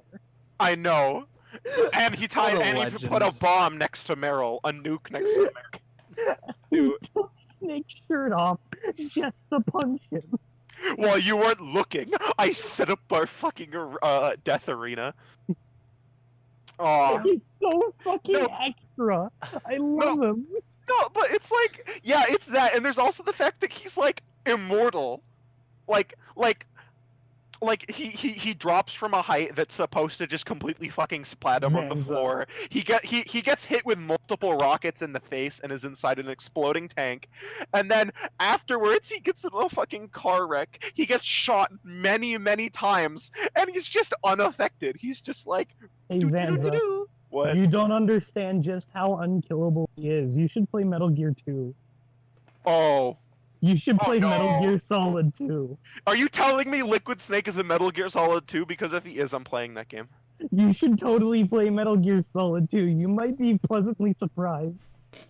How many number of Liquid snAkes are there in that game? Oh, there's quite a few. What? A few? What? There's a number. It's a number higher than one. There's a large number. All I know is there's something about his hand. There's a number of Liquid moments in that game. Yeah. You should invest in a PS2 and buy it. I'll think about it. Okay, so yeah. By the way, I believe since we're kind of towards the end, we should talk about the story a little bit. It is campy and it's fun, I but love it. It doesn't make sense. I love it. It's so stupid. I love it. Yeah. That along with the atmosphere is what I enjoyed the most about the game because it's just so Nano fucking machines. stupid. Yeah. Well, it's not even like a thing where it's like, oh, it's silly. I mean, like the logic of it doesn't make sense. Like there's massive plot holes. Maybe they're resolved in future games, but if I take this as its own isolated 90% game, of the plot holes in Metal Gear 1 are resolved in future games, yeah. and the ones that aren't are solved by the excuse of nanomachines, which are Son? magic. Oh, right, yeah, of course. But no, seriously. If I take this game as Yeah, they its heard own in isolated response to thing this and whole don't think about any of the other chronology, the story is like it doesn't make sense. Like Miller's actions don't make. Sorry, Liquid snAke. His actions don't make sense. Like there are times where he tries really hard to kill you, or there's times where he needs you. But the thing that made me question it the most is the reason why he has so few guards guarding Metal Gear is because he wants you to put the key cards in, right? Well, then why the fuck does he add a bunch of guard platoons in that one frozen area with Vulcan Raven's thing? The only reason those are there is to make it so that it is extremely difficult to do the thing. Why would he want you to take longer to activate Metal Gear? More time to give into the prisoner's demands. Because he has all of the flawed and recessive. He's Robin. Yeah. Actually, hold the phone. Yeah, no, I there's a need to- picture that Dream made a while I ago. need to- Yeah, I know. That's why I said it. But the point is, Here it another- is. but there's another thing. Okay, so Meryl, she's literally about to die, right? Like, Mhm. there's a timer that says she's about to die. You beat Liquid Snake like 20 seconds beforehand. He runs up, and then it's just like, oh, I'm fine. I don't need any more medical attention. Let's just ignore that nuke. And then not only that, but she has enough strength to get up. With the bullet holes in her legs, she has enough strength from previously about to die to being able to walk and jump from like parts of the Metal Gear Rex, even with Snake's help, and then drive. That is stupid. No, and on top of that, they're flirting the whole time as this facility is just falling around. And I'm like, why are you not dying? And why are you not running for fear of dying? Why are you not running faster? The Yeah. funny thing is that if you submit to the torture and get the bad ending, that entire section, you're doing that with Otacon, who has a broken. Also, the flirting isn't removed. The what isn't removed? The flirting isn't removed. Oh, bromance. I get it. Yeah. Oh, that's why. Okay. I heard that the canon actually follows the bad end. No. Oh, It okay, was- then I'm wrong. Until Metal Gear 4. Yeah, that is what that means. Until MGS 4 was released, everyone thought that. Because until Metal Gear Solid 4, Meryl isn't seen for the whole rest of the series, other than one mention of a secret Easter egg when Snake is seen in MGS 2.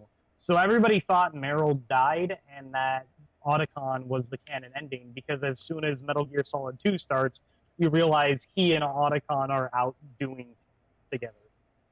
But no, the canon ending is the best. Okay. Yay. Yeah, and another thing. So I've been spoiled on stuff about Metal Gear throughout like the entire franchise, I and they're all haven't. big plot things. Don't spoil them. Oh no, I'm not gonna Yeah, say don't. it. I'm just saying something that I got spoiled. But like I've been spoiled about periodic things throughout all of the Metal Gear games, and one of them was like Miller being. First of all, I didn't know what Foxeye was, but I knew it was a thing, and I also knew that Miller was Liquid Snake. I knew and that was, too. I knew that too. Yeah.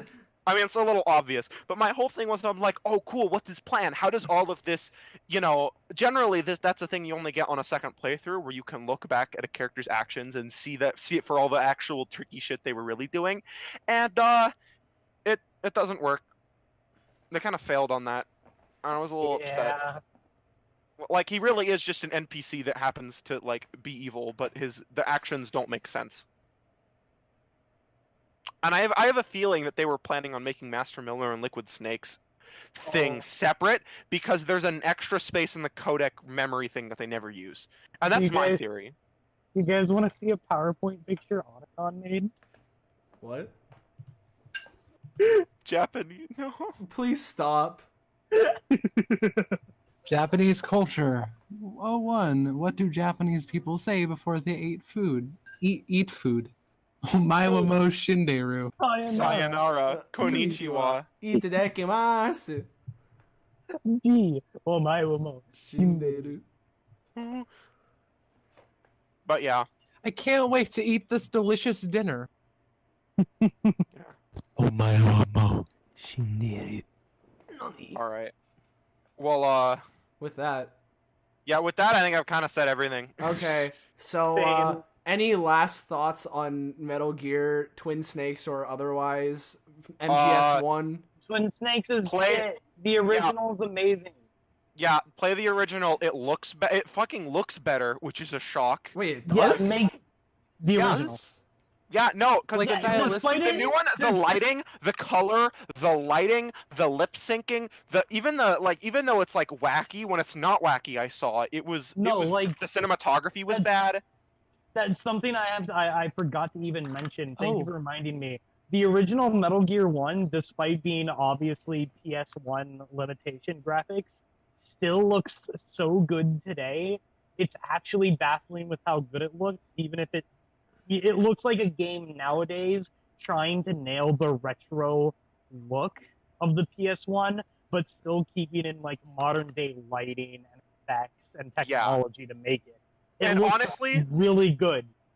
Honestly, and no- 90% of what inspired the visual aesthetic of Vapor. Yeah, and like one thing for me is that like you can always look at graphics. The way I look at them,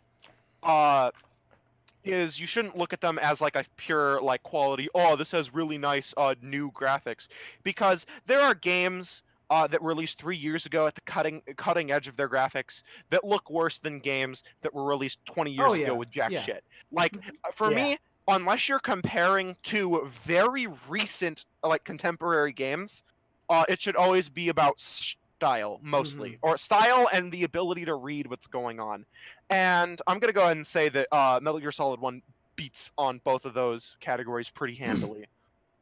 Hey, here's a fun fact. For part of the game, I decided to count things with count snake lines with question marks and without question marks. What I got was 184 with question marks and 294 without. Not for the entire game, for part of it. Okay. I did not even. He barely uses them. Fun Better fact, not. if you beat the game in 2 hours without killing anyone and getting 0 alerts, you get the big boss rating. The what? The big boss rating. Huh. Whoa. Oh boy. Guess I gotta do that now. Well, hey guys. Whoa, did you know that if you beat the game in 30 seconds, killing everyone, you get the Despacito ending? Well, no, You no. get the genocide ending? No, Oh, you well, get the you know, Sands well, of I was, guys, you ruined my transition. I know. I Now did I'm that not on gonna play the purpose. song. That was It's the point. almost like we did it on purpose. Come on, you said Exactly. you get the big boss ranking. I was gonna be all like, well, you know who else is a big boss?